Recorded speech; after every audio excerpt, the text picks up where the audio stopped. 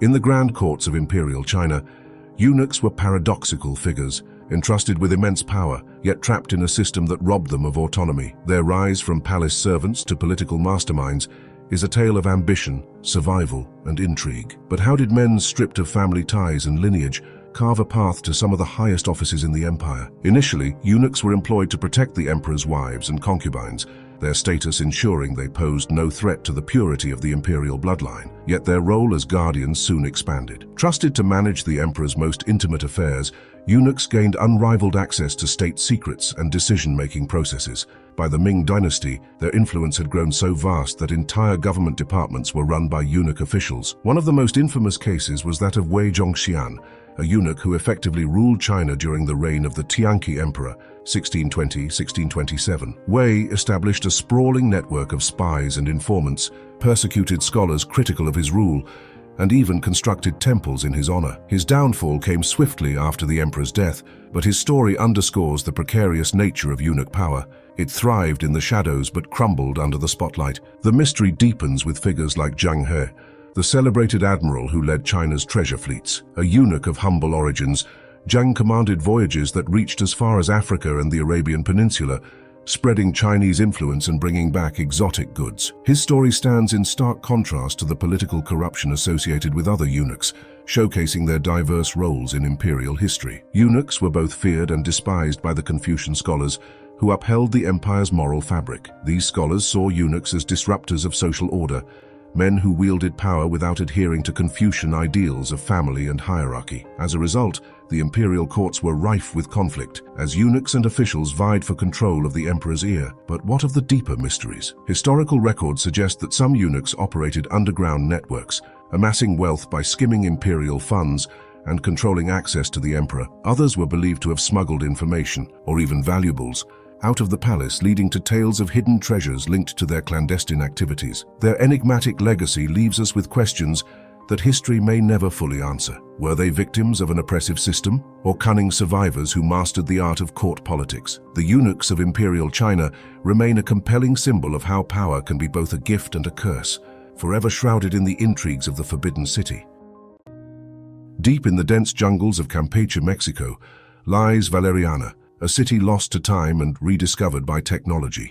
Hidden beneath the thick canopy for centuries, its secrets were finally revealed in 2024, not by explorers hacking through vines, but by LiDAR, a revolutionary laser mapping technology. This hidden jewel of the Maya world sat patiently, waiting for its moment to rejoin the story of humanity's ancient past. Valeriana's structures, sprawling over 47 square miles, speak of a civilization that understood the complexities of urban planning and the power of nature. Terraces, plazas, and pyramids rise from the earth, some crowned with remnants of intricate carvings. These ruins were not merely functional, they were ceremonial, political, and social hubs. At the center of it all lies evidence of what archaeologists believe was a grand plaza, where rulers may have addressed thousands and rituals linked heaven and earth. The city's lifeblood came from an ingenious network of reservoirs, canals, and dams that harnessed water in a region where survival depended on mastering the environment. Valeriana is not just a city, it's a testament to the Maya's ability to thrive in the unrelenting heat and unpredictable rains of the Yucatan Peninsula. But mysteries linger. Why was Valeriana abandoned? What rituals took place beneath the shadows of its towering temples? The jungle, in reclaiming the city, has blurred the lines between past and present, inviting archaeologists to uncover answers. What they've found so far are tantalizing hints: fragments of jade, ceremonial masks, and pottery etched with glyphs. These artifacts hint at a city connected to the great Maya trade networks and rich in culture, yet its role within the broader Maya world remains unclear. Standing amidst Valeriana's ruins is a humbling experience, even for seasoned researchers. Here, time folds in on itself. The wind through the trees carries whispers of a people who charted the stars, raised cities from the earth, and wove a society as intricate as the jungle that now conceals it.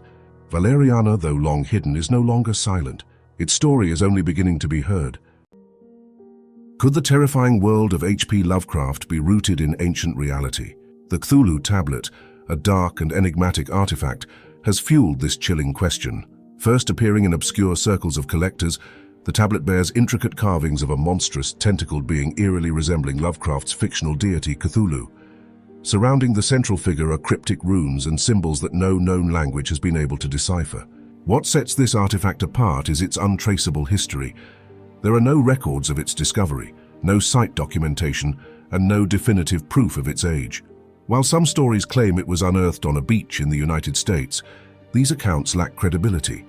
As no scientific analyses such as carbon dating have been performed, the material composition, a mix of stone and an unknown alloy, further adds to the intrigue, leaving experts divided on whether it could be ancient or a clever modern forgery. This absence of verifiable data fuels two competing theories. One posits that the tablet is a modern creation, inspired by Lovecraft's vivid imagination. The other suggests it might predate the author, pointing to parallels between its design and ancient Mesopotamian depictions of monstrous deities. Could Lovecraft himself have been influenced by forgotten myths or artifacts like this one? The runes carved into the tablet deepen its enigma. Despite numerous attempts to decode them, their meaning remains elusive. Some claim they represent a forgotten language or an elaborate cipher designed to conceal forbidden knowledge. Others suggest the symbols are deliberately nonsensical, crafted to evoke mystery rather than reveal truth. This unresolved puzzle keeps the artifact in the limelight, tantalizing researchers and enthusiasts alike. If the tablet is a forgery, it is an exceptionally well-crafted one. Its weathered surface and intricate details show an understanding of ancient iconography, while its mysterious origins evoke a sense of unease. If authentic, it may point to an ancient culture so alien to us that its beliefs and purposes remain beyond comprehension. As scholars, collectors, and conspiracy theorists continue to debate, one truth remains. The Cthulhu tablet is a tantalizing enigma, one that blurs the line between reality and myth.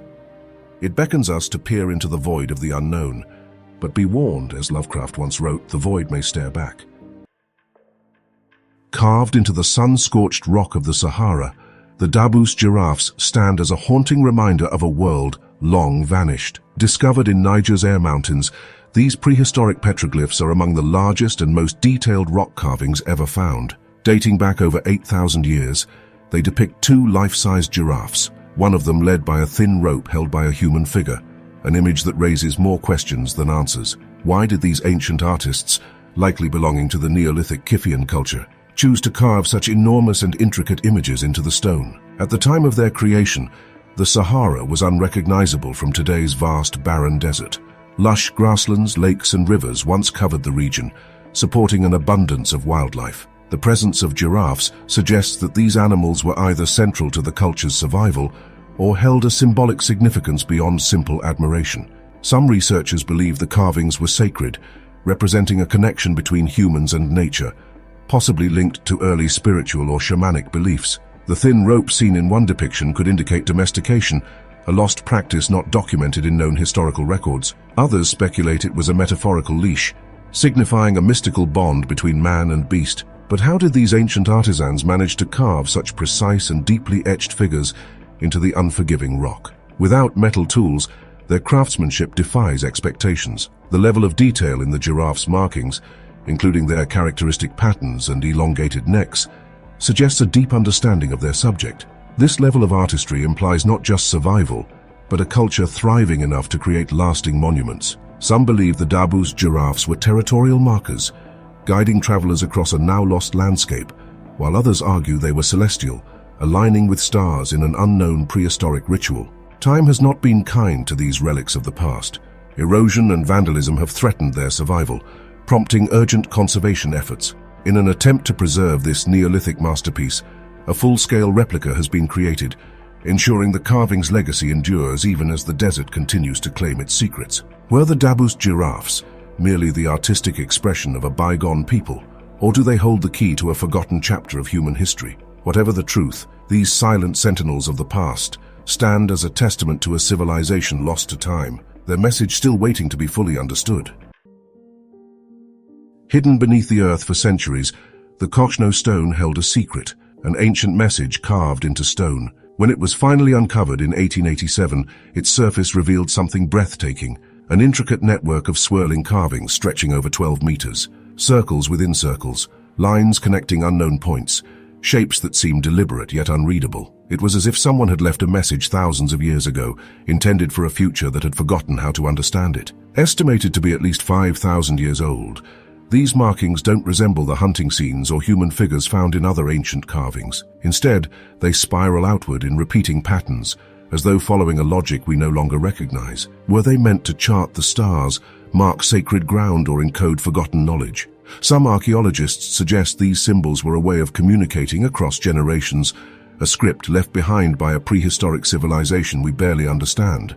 Others believe they were tied to rituals, burial practices, or even altered states of consciousness, a visual language meant to be read not with the eyes, but with the mind. But there's something strange about the Cochno stone. Unlike other prehistoric markings, these symbols don't depict animals, humans, or battles. There is no clear pattern that connects them to daily life. Instead, they interlock in ways that suggest something bigger was being recorded, something beyond their world. Some theorists suggest it represents a cosmic map, a celestial blueprint encoded in stone. Others wonder if it was a place of gathering, where shamans or priests attempted to interpret visions or communicate with something unseen. In the mid-20th century, the stone was reburied by authorities, not out of respect but to protect it from vandalism. This only deepened the mystery. Why would something so ancient, so seemingly important, be hidden away again? Some claim it was to prevent further damage, while others whisper of something more, an artifact that doesn't fit within the accepted historical narrative. In recent years, new studies have begun, using modern technology to scan the carvings in 3D. Yet even with advanced tools, the meaning remains elusive. If we could decode its symbols, would we glimpse the mind of an ancient civilization, or uncover something even stranger? One thing is certain, the past is speaking. We just haven't learned how to listen. In the rugged canyons of Texas, etched onto a rock face overlooking the Pecos River, lies one of the most enigmatic paintings of the ancient world, the White Shaman mural. Spanning over 25 feet, this haunting artwork is more than a mere relic of prehistoric expression. Estimated to be over 4,000 years old, it features a spectral humanoid figure surrounded by swirling symbols, zigzags, and interconnected lines. Some patterns resemble celestial formations, while others hint at ritualistic movements. But what was its true purpose? A sacred vision? A cosmic map? Or something far stranger? Archaeologists attribute the mural to the hunter-gatherers of the lower Pecos region, a people known for their intricate rock art. Some scholars believe the White Shaman represents a ritual specialist, a bridge between the physical and spiritual realms, documenting a shaman's journey into the unknown. The zigzags, they argue, symbolize the trance-like state induced by hallucinogenic plants, particularly peyote, which was central to indigenous spiritual practices. Others, however, see in the artwork something more structured, perhaps an early attempt at recording mythological or astronomical knowledge. The placement of the mural itself adds to the intrigue. Some researchers speculate that its location, near the confluence of rivers, may hold symbolic meaning. Rivers were often seen as pathways to the afterlife or divine realms in ancient cultures. Additionally, the mural bears striking similarities to other rock art across the Americas, suggesting a shared mythological framework that may have transcended individual cultures. Could it be part of a much older storytelling tradition, preserved across generations? Yet, one of the most controversial interpretations pushes beyond conventional archaeology. Some theorists point to the humanoid figure's elongated limbs, radiant lines, and seemingly celestial surroundings, suggesting it might depict an ancient encounter with an unknown presence. Was this mural an early record of something beyond human experience, an attempt to communicate a long-forgotten truth? Despite decades of research, no single interpretation has prevailed. The White Shaman mural remains an open book, one that whispers of visions, rituals, and knowledge that may never be fully understood. But perhaps that is its greatest power. Some mysteries are meant to endure, forever challenging us to look beyond the limits of our own understanding. Deep within the sprawling necropolis of Saqqara, among the tombs of nobles and high priests, a small wooden carving lay undisturbed for over 2,000 years. In 1898, French archaeologist Victor Loret uncovered the artifact in a burial chamber, tucked away among more traditional relics of ancient Egypt. At first glance, it appeared to be a simple representation of a bird, a common symbol in ancient Egyptian culture, but something about it was unusual. Unlike typical bird carvings, its wings were flat and straight, lacking any sign of feather details. Its tail, instead of fanning out like that of a real bird, stood upright like a modern vertical stabilizer. To some, It looked less like an avian effigy and more like an early attempt at aerodynamics. The artifact, carved from sycamore wood, measures about 14 centimeters in length and has a wingspan of 18 centimeters. Its shape bears an eerie resemblance to modern gliders, leading some to speculate that the ancient Egyptians may have understood principles of flight long before history gives them credit. Could this be evidence of early experimentation with aviation? Or was it simply a well-crafted toy, an offering to the gods, or a ceremonial symbol linked to the god Horus, often depicted as a falcon? Theories surrounding the Saqqara bird have sparked debate for decades. Some researchers claim that when properly balanced, replicas of the object can glide, hinting at a lost knowledge of aerodynamics. In the 1970s, physicist Khalil Messiha proposed that the bird was a scale model of an actual aircraft, suggesting that ancient Egyptians may have attempted to create flying machines. Others remain skeptical, pointing out the lack of historical records supporting this idea. Moreover, one crucial element is missing. If it was truly meant to glide, why does it lack any form of propulsion or control surfaces? An additional mystery lies in the peculiar absence of feet. Egyptian bird figurines, even those used as toys, typically include legs or perches. This omission raises questions. Was it designed to be thrown or launched? Could it have been a votive object, meant to symbolically take flight toward the afterlife? Despite modern testing, the true purpose of the Saqqara bird remains an enigma. Was it a mere plaything, a sacred emblem of the sky, or something far more advanced? The sands of Egypt have given up many secrets, but some, like this curious wooden artifact, continue to defy explanation. For nearly 2 millennia, the Temple of Bel stood as the heart of Palmyra, an oasis city that flourished at the crossroads of civilizations. Rising from the Syrian desert, its towering columns and intricate carvings blended Greco-Roman architecture with Mesopotamian tradition. It was more than just a temple. It was a monument to cultural fusion, where merchants, travelers, and pilgrims gathered, carrying stories and treasures from distant lands. Built in the 1st century CE, the temple was dedicated to Bel, the supreme deity of Palmyra, alongside the moon god Aglibol and the sun god Yarhibol. It featured a vast courtyard lined with Corinthian columns, where rituals and ceremonies once took place. Priests conducted elaborate sacrifices, and travelers passing through the city marveled at its grandeur. The temple was not merely a religious site, it was a symbol of Palmyra's prosperity, a reflection of its role as a bridge between East and West. Throughout the centuries, the temple endured. Under Roman rule, it remained central to Palmyrene religious life. When Christianity spread across the region, the structure was partially repurposed into a church. Later, during the Islamic era, it was converted into a mosque. Each transformation left its mark, yet the temple stood firm, a witness to the ever-changing tides of history. By the 20th century, it was one of the best-preserved ruins of the ancient world, drawing historians and visitors eager to walk among its time-worn stones. But history is fragile. In May 2015, when ISIS militants seized Palmyra, the city's ancient ruins became hostages of war. The extremists viewed the temple not as a historical treasure, but as an ideological enemy.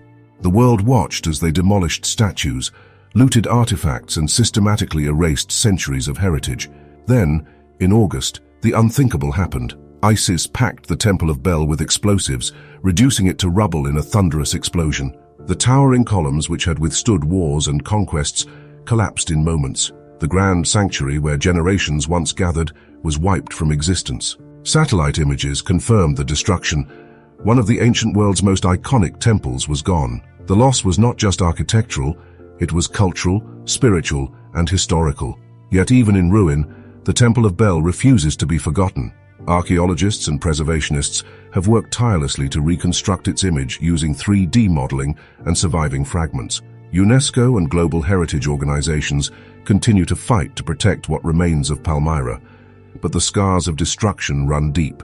The question lingers: can technology and memory ever truly restore what was lost? Or is this a warning of how easily history can vanish? The ruins of Palmyra still whisper their stories, but with each loss, the voices of the past grow fainter.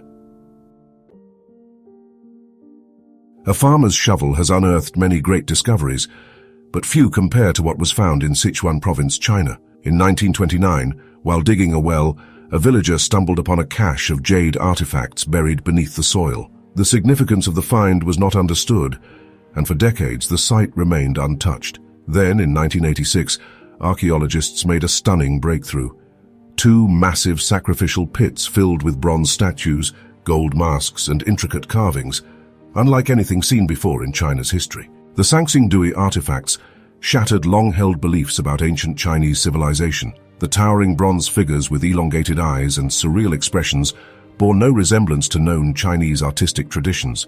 They hinted at an advanced culture that flourished over 3,000 years ago, separate from the Shang dynasty, which was believed to be the dominant civilization at the time. Yet, unlike the Shang, the people of Sanxingdui left behind no written records, no royal tombs, and no clear explanation of their fate. Unlike other Bronze Age cultures, which cast small tools and vessels, Sanxingdui artisans worked on a massive scale. Some of their bronze sculptures weighed hundreds of kilograms, showcasing an advanced level of metallurgy. The enormous masks, some over a meter wide, were adorned with gold foil, an extremely rare material in the region. The exaggerated eyes on many statues have led some scholars to speculate that they depicted Kangkong, a semi-mythical figure from Sichuan folklore. Others believe they may have been shamans or deities linked to a lost belief system. One of the most unusual discoveries was a towering bronze tree, possibly symbolizing a sacred link between heaven and earth. Adding to the mystery was the nature of the discovery itself. The artifacts had been deliberately broken, burned, or buried in what appeared to be large-scale rituals. Many archaeologists believe these were sacrificial offerings meant to honor ancestors or deities. But why destroy such exquisite artwork?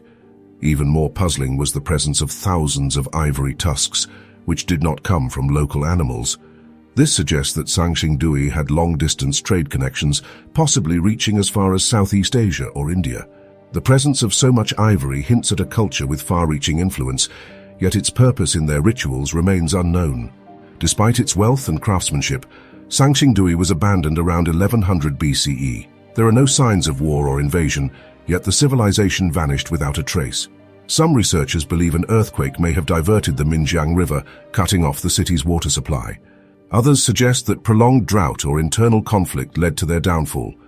A clue lies in the nearby Jinsha culture, which emerged shortly after Sanxingdui's decline.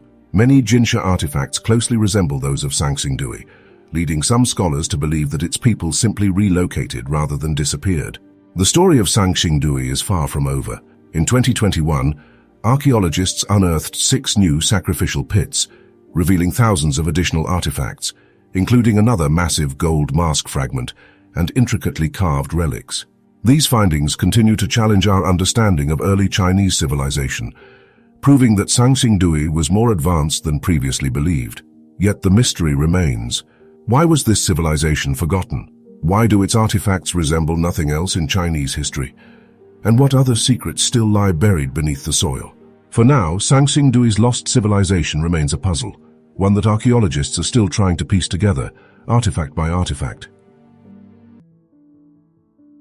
Deep within the dense forests of New South Wales, Australia, strange carvings etched into sandstone have sparked one of the most controversial debates in archaeology. Known as the Gosford Glyphs, these markings bear an uncanny resemblance to Egyptian hieroglyphs, leading some to believe they are evidence of ancient contact between Egypt and Australia, an idea that, if true, would rewrite history. But how did they get there? And do they truly hold the secrets of an ancient civilization? The story of the Gosford Glyphs dates back to at least the 1970s, when they first gained public attention, though some locals claim they were known long before. Located near Kariong, a town north of Sydney, the site features 2 sandstone walls covered in over 300 individual carvings. The symbols appear to resemble those found in ancient Egyptian texts, with some even suggesting they tell the tale of a lost Egyptian prince who perished in a foreign land. The glyphs' alignment, combined with the mysterious terrain of the area, only deepens the intrigue. For years, alternative historians and amateur researchers have pointed to the carvings as potential proof that Egyptian sailors reached Australia thousands of years ago. They argue that the symbols display characteristics of Old Kingdom Egyptian script, potentially dating back over 4,500 years. If this were true, it would be among the most significant archaeological finds ever made. But mainstream scholars remain unconvinced. One of the biggest challenges in verifying the glyphs' authenticity is the lack of any surrounding evidence. No ancient Egyptian artifacts, tools, or settlements have been discovered anywhere near the site. Moreover, linguistic experts have noted inconsistencies in the carvings, suggesting they are anachronistic, a mix of hieroglyphs from different time periods, rather than a coherent text from a single era. This strongly implies that whoever carved them lacked a true understanding of the Egyptian language.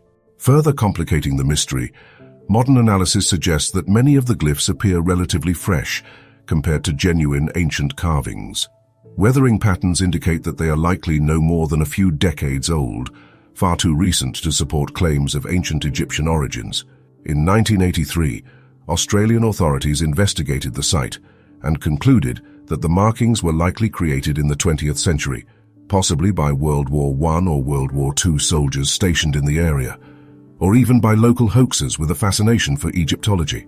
Despite these findings, the Gosford glyphs continue to attract believers and skeptics alike. The site has become a hotspot for conspiracy theories, with some claiming that academics are suppressing evidence of ancient transoceanic voyages. Others see the glyphs as an elaborate prank that spiraled into an enduring legend. Whatever the case, the truth appears far less extraordinary than the legend suggests. Rather than rewriting history, the Gosford glyphs serve as a reminder of our tendency to seek the extraordinary in the unknown, even when the real story is much closer to home. Stretching over rugged mountains, deserts, and plains, the Great Wall of China is an enduring symbol of imperial might.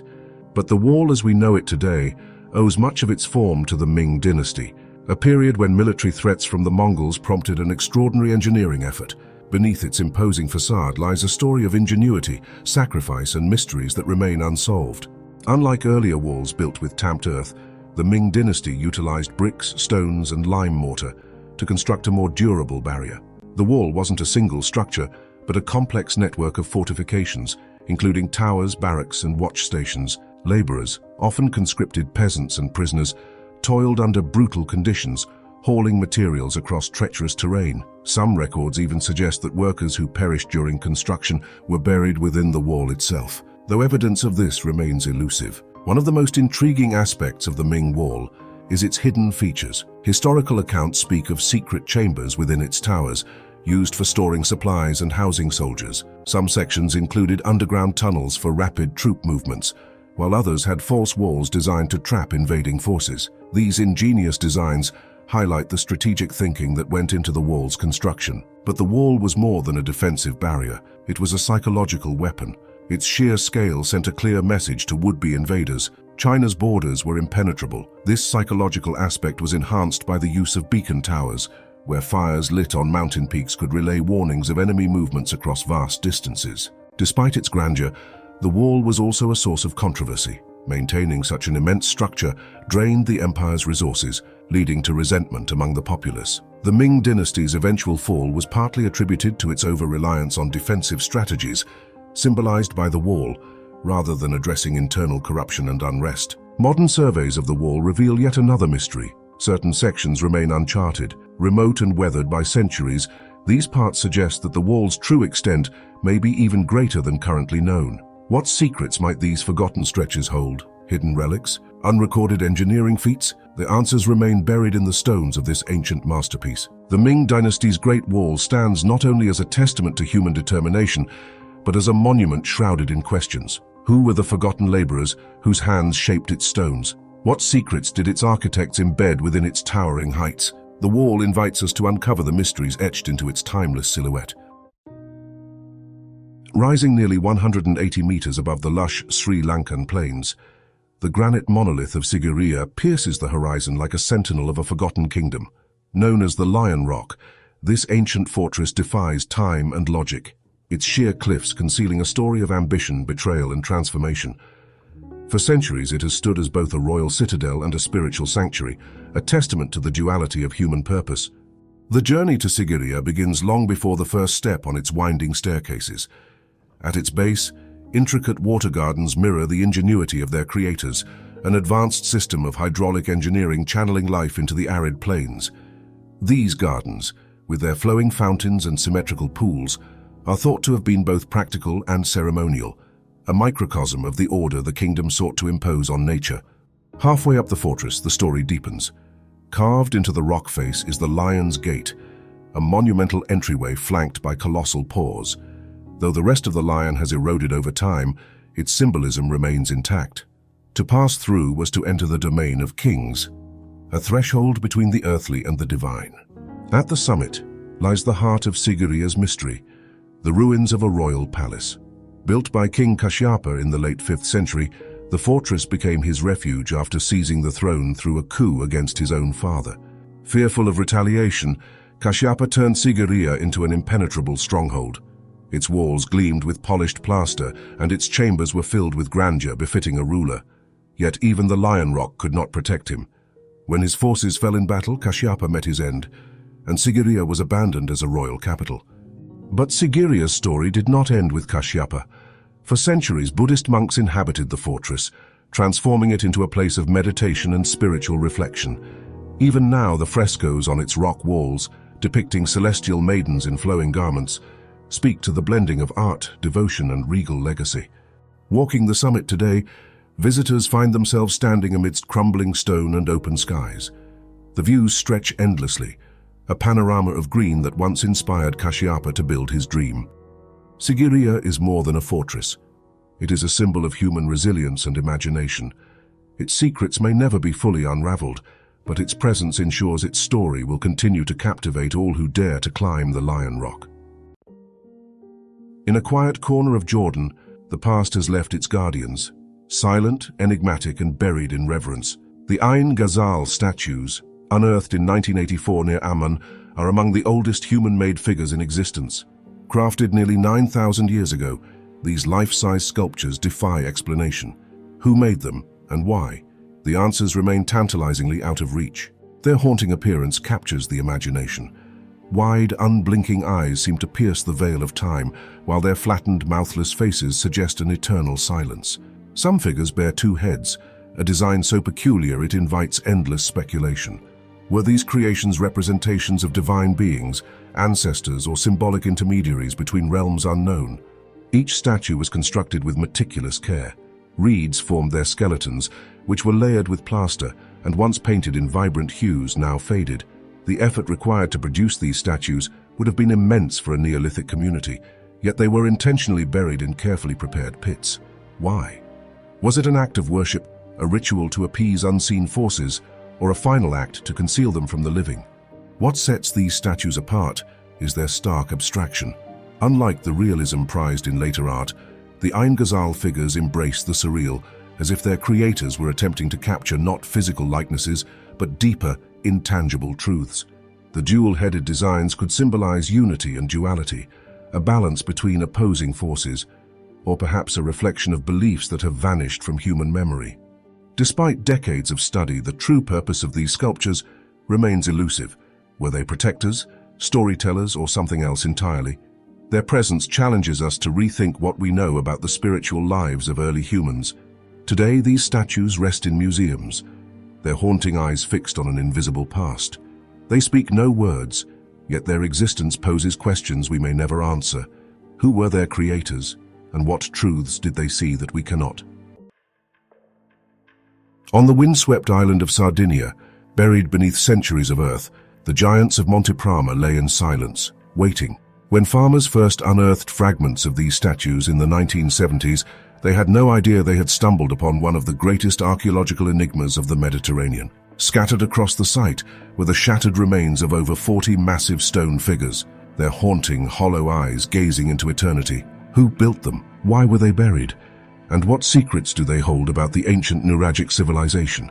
The Nuragic people, named after the distinctive Nuragi stone towers they constructed, flourished on Sardinia between 1800 and 300 BCE, yet their history remains largely unwritten, leaving scholars to piece together their story from ruins and artifacts. The Mont'e statues, dating back to the 9th century BCE, represent the earliest known examples of colossal stone statuary in the Mediterranean, predating even the famous Greek Kouroi sculptures. Each figure, standing over 2 meters tall, depicts warriors, archers, and boxers, suggesting they were meant to honor a class of elite fighters or revered ancestors. Yet for all their grandeur, the giants were deliberately shattered and buried in antiquity. Was this destruction the work of invaders, a ritualistic act by the Nuragic people themselves, or something more mysterious? Some theories suggest the statues once stood in a grand necropolis, guarding the tombs of warriors. Others propose they were symbols of power, erected to intimidate rival factions before being toppled during conflicts.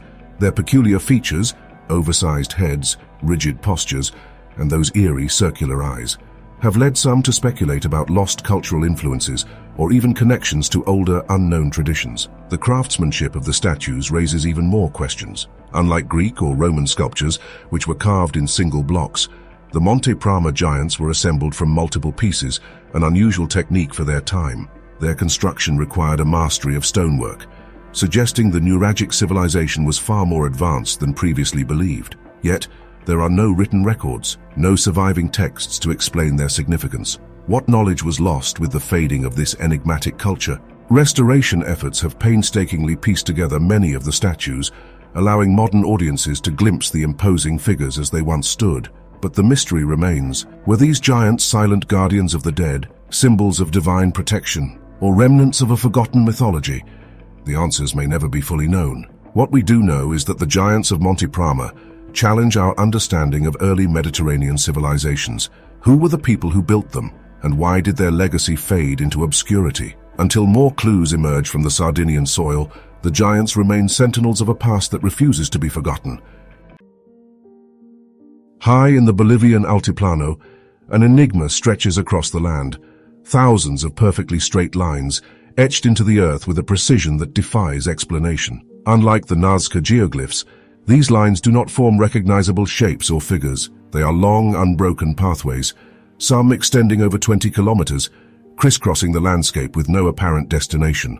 They are known as the Sajama lines, and no one knows why they exist. Covering an area of nearly 22,000 square kilometers, this vast network is one of the largest collections of ancient geoglyphs on Earth, yet it remains one of the least studied. Estimated to be at least 3,000 years old, these lines were created by removing the dark surface layer of soil, exposing the lighter earth beneath. But how did ancient civilizations achieve such perfect alignment across enormous distances? Some lines run parallel, while others intersect, forming a complex web that seems too deliberate to be random. Theories abound, yet no explanation fully accounts for the sheer scale and precision of the Sajama lines. Some researchers believe they were ceremonial pathways, guiding pilgrims to sacred sites, or forming a ritual landscape. Others suggest they could be astronomical markers, aligning with solstices, equinoxes, or celestial bodies. However, there is no surviving text, no records left by their creators, only endless lines stretching into the horizon. One of the greatest mysteries is their unwavering precision. Even with modern surveying equipment, replicating these straight paths across mountainous terrain without deviation would be a challenge. Some archaeologists propose that ancient civilizations possessed advanced knowledge of land measurement, utilizing methods that have since been lost. Others speculate that the lines, due to their vast visibility from above, could have been messages to the gods or celestial markers, a concept not uncommon in ancient cultures. Unlike other geoglyphs, the Sajama lines remain largely untouched. There is no tourism industry built around them, no efforts to restore or reconstruct them. They remain as they were thousands of years ago, slowly fading into the desert winds, yet still visible, silent, unchanging, and waiting to be understood. Why would an ancient civilization dedicate such immense effort to carving lines across the landscape with no clear purpose? Were they mapping something long forgotten, tracking movements of the stars, or creating a sacred space for rituals beyond our comprehension? Whatever their true meaning, one thing is certain: the desert holds secrets, and the Sajama lines are among its most enigmatic. Scattered beneath the soil of Sierra Leone and Liberia, the Nomoli figurines emerge from the earth like remnants of a forgotten past. These small yet striking stone carvings depict humanoid figures with exaggerated features, oversized heads, deep-set eyes, and muscular bodies. Some appear regal, adorned with intricate headdresses, while others seem almost alien, their proportions defying natural human form. Who created them, and for what purpose?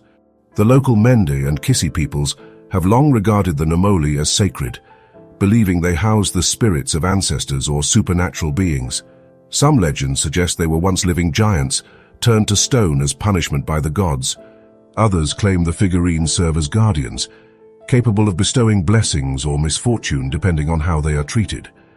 But while oral traditions preserve their mythological significance, they offer little insight into their true origins. Unlike most archaeological finds, the Nomoli were not uncovered through organized excavations. Instead, they are often discovered unexpectedly, hidden deep underground, buried beneath layers of sediment or unearthed by farmers tilling their fields. Some have even been found alongside objects seemingly out of place for their supposed age, including metal spheres with compositions unusual for West African artifacts. One figurine, reportedly made of an iron-chromium alloy, puzzled researchers, as such materials require advanced smelting techniques that were not known to exist in the region's ancient past. Could this be evidence of lost metallurgical knowledge? Or do these artifacts hint at a forgotten civilization that once thrived in the region? Attempts to date the figurines have yielded conflicting results. Some estimates suggest they are around 500 years old, linked to the main people's arrival in the region. Others argue they could be far older, with some discoveries reportedly buried beneath layers of earth that could date back thousands of years. Without inscriptions or definitive archaeological context, the Nomoli remain orphans of history, their timeline uncertain. Even their purpose is a matter of speculation. Were they representations of deities, ancestral spirits, or something else entirely? Some scholars propose they may have been used in fertility rites, others suggest they were markers of social status, and a few have even drawn comparisons to distant cultures, wondering if the figurines hold echoes of an unknown cultural exchange. Their enigmatic expressions and unusual craftsmanship continue to spark debate, leaving more questions than answers. As they resurface from the ground century after century, they seem to challenge us, daring us to piece together a history that may never be fully written. Scattered across the lands once ruled by the Roman Empire, small metal objects have surfaced, each identical in form yet shrouded in mystery. These 12-sided dodecahedra, dating between the 1st and 5th centuries CE, have been found from Britain to Hungary, always cast in bronze or copper alloy. Each features a hollow center, with circular holes of varying sizes cut into its pentagonal faces. But despite their widespread presence, no ancient text mentions them. No inscriptions, no records, no explanations. Why did the Romans create them, and what purpose did they serve? Unlike weapons, coins, or everyday tools, Roman dodecahedra have no clear function. Some have been discovered in military camps, others in private homes or burial sites, but none show signs of wear from frequent use. Their craftsmanship varies. Some are plain, while others feature elaborate detailing. If they were tools, why were they never standardized? If they were decorations, why do they appear across such a vast geographical area? Over the centuries, theories have flourished. Some believe they were measuring instruments, possibly used by farmers to determine the best time for planting crops based on the sun's position. Others suggest they were candle holders, with light passing through the holes to create unique patterns. The military connection has fueled speculation that they were tactical devices used for estimating distances on the battlefield. Then there's the idea that they were used in divination or religious rituals, perhaps as symbolic objects in ceremonies long forgotten. One particularly compelling theory proposes that they were knitting tools, possibly used for creating Roman gloves. Some dodecahedra have been found near fabric remains, and their differing hole sizes could indicate various stitch patterns. However, without written records, this remains speculation. The strangest aspect of the dodecahedra mystery is the silence of the Romans themselves. The empire that meticulously documented everything from road construction to tax records left no mention of these objects. Were they too common to warrant discussion? Or were they deliberately kept secret, their purpose known only to a select few? Despite decades of research, the Roman dodecahedra remain unsolved. Were they scientific tools, ritual artifacts, or something beyond our understanding? Until an ancient manuscript finally reveals their true purpose, they remain one of Rome's most perplexing legacies, a riddle cast in bronze hidden in the depths of time. They had watched over the Bamiyan Valley for more than 1,500 years, two colossal Buddhas, carved directly into the cliffs, their stone faces gazing out across the rugged Afghan landscape. Rising 38 and 55 meters high, these towering figures were among the largest standing Buddhas in the world. Sculpted in the 6th century, they were more than statues. They were symbols of Afghanistan's Buddhist past, remnants of a time when the region thrived as a center of learning, art, and pilgrimage. Bamiyan once flourished along the Silk Road, where merchants, monks, and scholars journeyed between India, Persia, and China. The valley's caves, decorated with intricate murals, housed Buddhist monks who lived and meditated in the mountain's hollowed-out chambers. The Buddhas themselves were once adorned in gold and painted in rich hues, their serene expressions radiating wisdom. As the centuries passed, Buddhism faded, Islam became dominant, Yet the great statues remained, respected not as religious idols but as guardians of history. Through invasions, wars, and political upheavals, the Buddhas endured. Even when the Mughal Emperor Aurangzeb ordered their partial destruction in the 17th century, they stood firm, their weathered faces still recognizable. The people of Bamiyan, regardless of faith, saw them as part of their homeland's identity. But history is never truly safe from those who seek to erase it.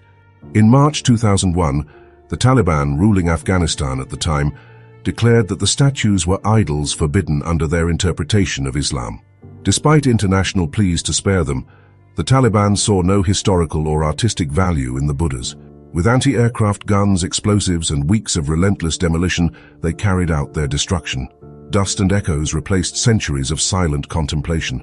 Where once stood towering symbols of ancient artistry, only empty niches remained, gaping wounds in the cliffs of Bamiyan. The world was horrified, but even in their absence, the Buddhas of Bamiyan refused to be forgotten.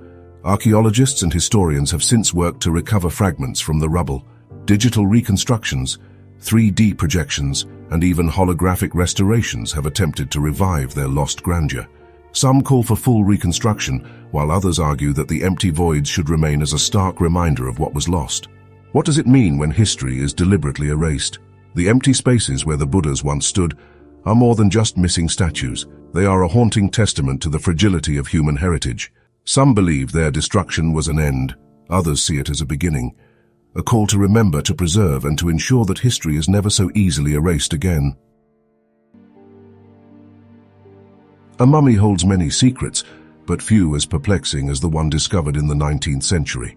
When archaeologists unwrapped an Egyptian mummy housed in a Croatian museum, they found something completely unexpected.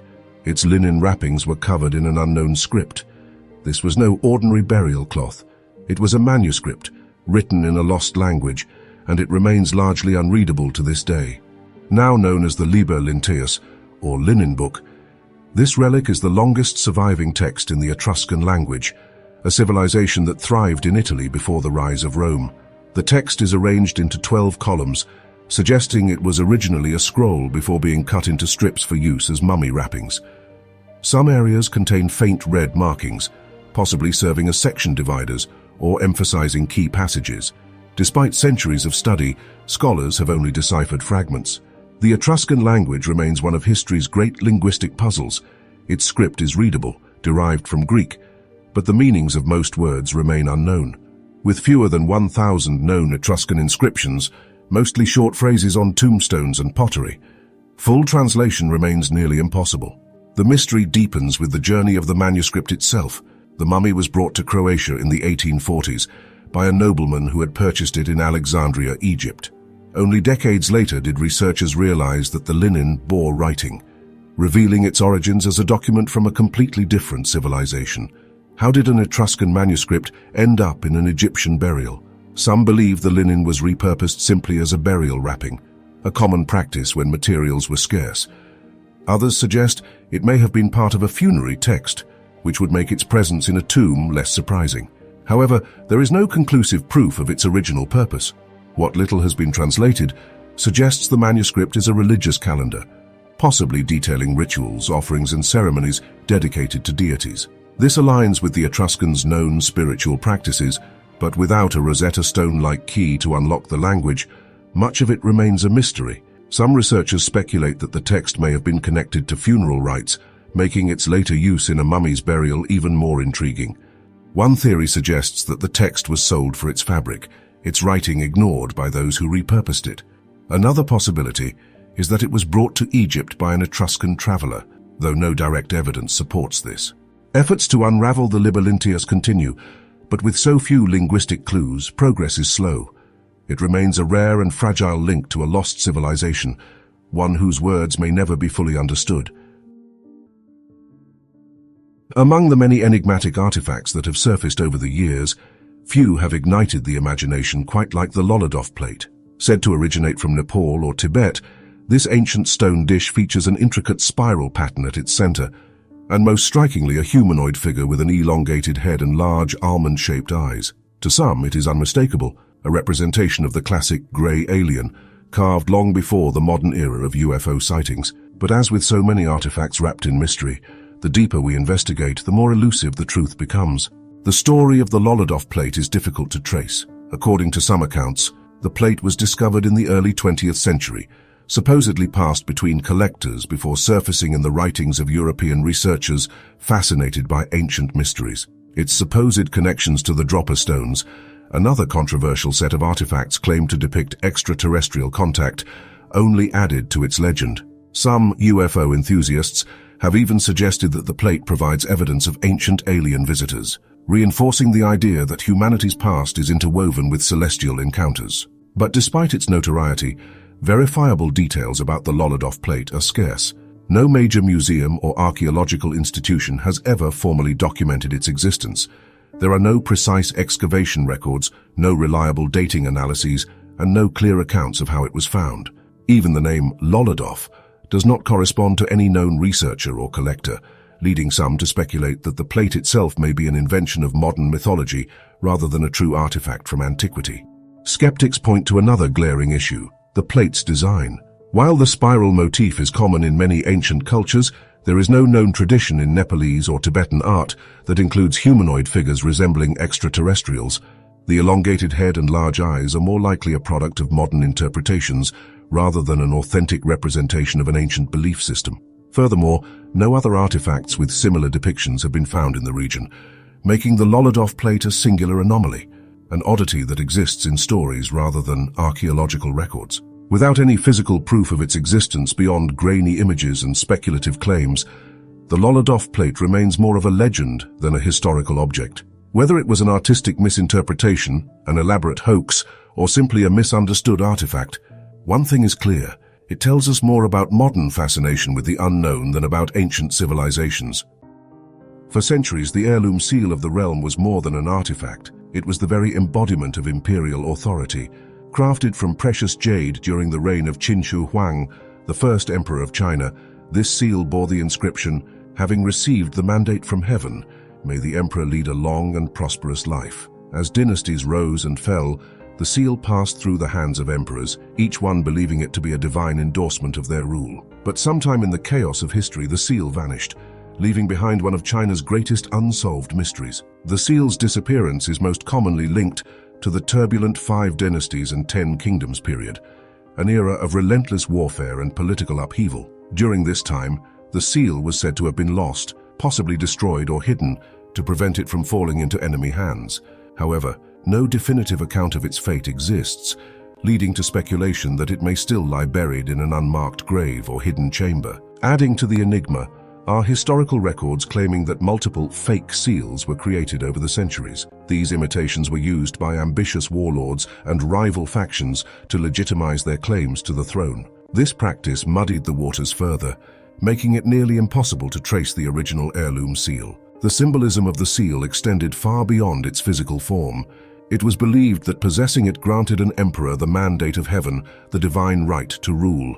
Without it, a ruler's legitimacy was questioned, leading to superstitions and political instability. The absence of the seal during crucial periods of history has fueled conspiracy theories, some suggesting it was deliberately destroyed by dynasties seeking to weaken the claims of their predecessors. In modern times, the mystery of the dragon seal has captivated historians and treasure hunters alike. Some theorize that it could lie in the ruins of ancient palaces destroyed during invasions, while others believe it might have been melted down and recast into another form. Despite extensive searches and investigations, the seal's fate remains unknown, its story buried beneath layers of legend and history. The disappearance of the heirloom seal of the realm is more than a tale of lost treasure. It is a story of power, ambition, and the fragility of human institutions. As the centuries pass, its absence continues to haunt the legacy of China's imperial past, a silent reminder of the chaos that can engulf even the most sacred symbols of authority. Hidden deep within the misty folds of Colombia's Sierra Nevada de Santa Marta Mountains lies a city older than Machu Picchu, veiled in mystery and protected by the jungle for centuries. Known as Ciudad Perdida, or Tayuna to its builders, this ancient site was once the beating heart of the Tairona civilization. To walk its terraces today is to step back in time, tracing the footsteps of a society that lived in harmony with nature yet vanished into obscurity. Ciudad Perdida was no ordinary settlement. Built around 800 AD, it sprawled across the steep mountainsides, its terraces carved into the earth like a staircase for the gods. Connected by intricate stone pathways and surrounded by dense foliage, the city's layout reveals a meticulous understanding of engineering and environmental balance. The Tirona people harnessed mountain streams to irrigate crops and sustain their community, leaving behind a legacy of ingenuity that endures even in the silence of abandonment. The city's rediscovery in the 1970s was as dramatic as its history. Treasure hunters stumbled upon its moss-covered ruins, uncovering gold ornaments, ceramic fragments, and ceremonial objects that hinted at a rich and complex culture. But this reawakening came with challenges. The jungle, long a guardian of Ciudad Perdida, fought to reclaim its territory. Overgrown paths and thick vegetation made access nearly impossible, and the only way to reach the city was by foot. A grueling multi-day trek that demanded resilience and determination. At the heart of Ciudad Perdida lies its ceremonial center, marked by circular plazas and stone platforms. It was here that the Tirona leaders would gather, their rituals and decisions shaping the lives of the thousands who once called this city home. The surrounding terraces, each a masterpiece of stonework, supported a thriving agricultural system. Together, these elements tell the story of a people deeply connected to their land and their spiritual beliefs. For Colombia's indigenous communities, the Kogi, Waiwa, and Ahuaco, Ciudad Perdida is more than an archaeological site. It is a sacred space, a living link to their ancestors and the spiritual traditions that guide their lives. These communities have become stewards of the site, ensuring its preservation while sharing its significance with the world. Standing amidst Ciudad Perdida's terraces, surrounded by the sounds of the jungle, one can almost feel the pulse of the past.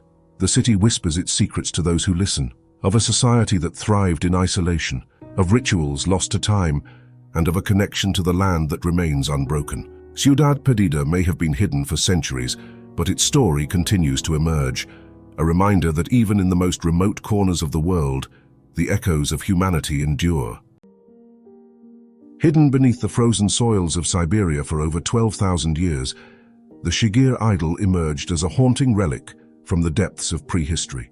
Discovered in 1894 in a peat bog near Kirovgrad, Russia, this towering wooden sculpture is the oldest known example of monumental art. But its age is only part of its enigma. What truly puzzles researchers are the intricate carvings etched across its surface. Standing nearly 10 feet tall in its reconstructed form, the idol is carved from a single larch tree that lived for over a century before being felled. Radiocarbon dating, refined with advanced techniques in 2018, confirmed its astonishing age. Yet the carvings adorning its surface, a mix of geometric patterns and humanoid faces, are what draw the most intrigue. The patterns may not merely be decorative. Some experts believe they encode messages, myths, or even a language that predates anything we've seen before. The idol's faces, with their elongated features and abstract design, are equally enigmatic. Some researchers propose they represent deities or spirits, guardians of a belief system long erased from memory. Others theorize the faces could be connected to shamanic rituals, their expressions intended to bridge the material and spiritual worlds. What's most perplexing is how such a complex artifact could emerge from a hunter-gatherer society. The Sigiriya idol challenges assumptions about early humans, suggesting they had a far richer symbolic and spiritual life than previously believed. The craftsmanship alone required a deep understanding of tools and materials, as well as an advanced sense of artistic expression. Adding to the mystery, the idol was deliberately submerged in the peat bog, an act that preserved it for millennia. Was this burial an offering to the gods, a way to protect the idol's secrets, or a final attempt to shield it from destruction? Despite over a century of study, the meaning behind the carvings remains undeciphered. Could they be a forgotten script, a cosmic map, or a record of early myths? The idol stands as a solitary voice from a vanished world, its secrets locked in wood, waiting for someone to listen. In the present day, the Sigiriya idol rests in a museum, a silent sentinel of humanity's distant past. It reminds us that even in the Ice Age, humans looked beyond survival and reached for the eternal, carving their stories into the fabric of time itself.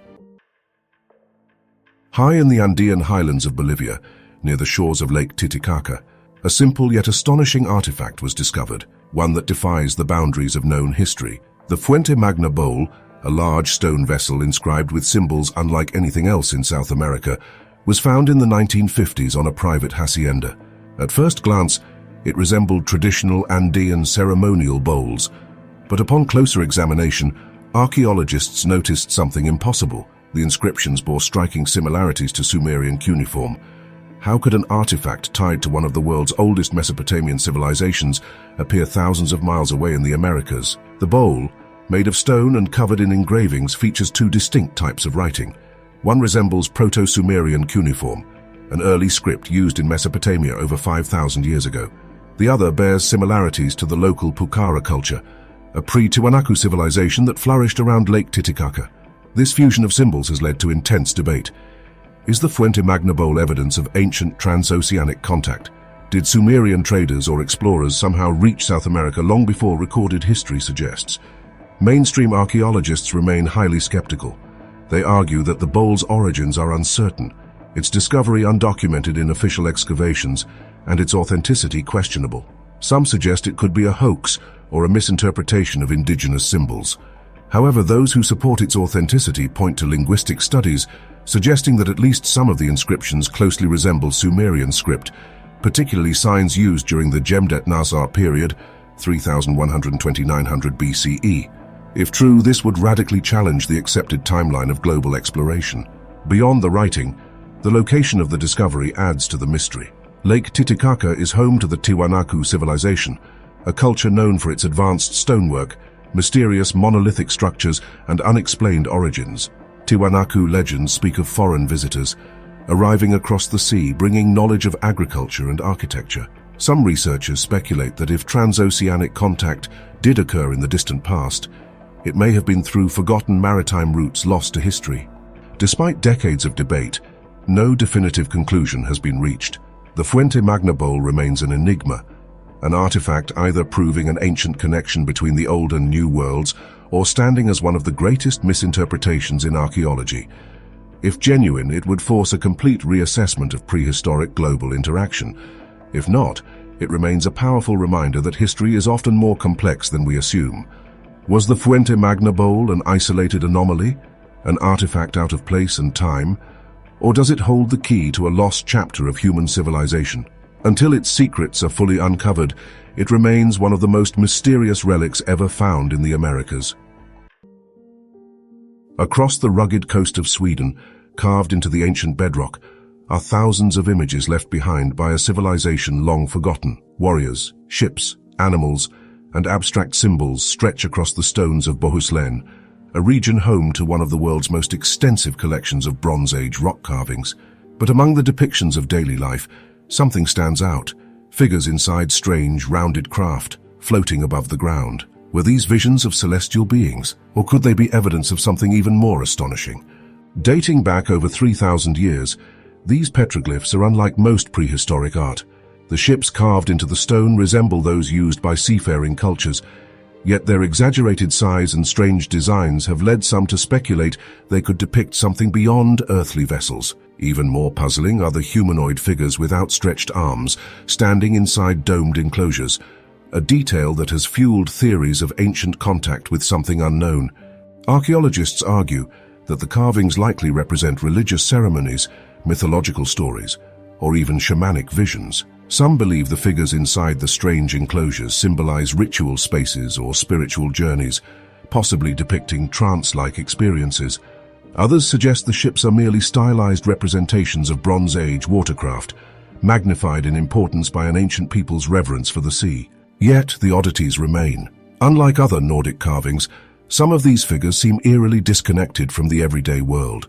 The lack of clear context, combined with the abstract shapes, has led to speculation that these images record encounters beyond human understanding. Could they be attempts to depict celestial events, meteorological phenomena, or even something modern eyes might recognize as spacecraft? What is certain is that the Bohuslän carvings were made with intent.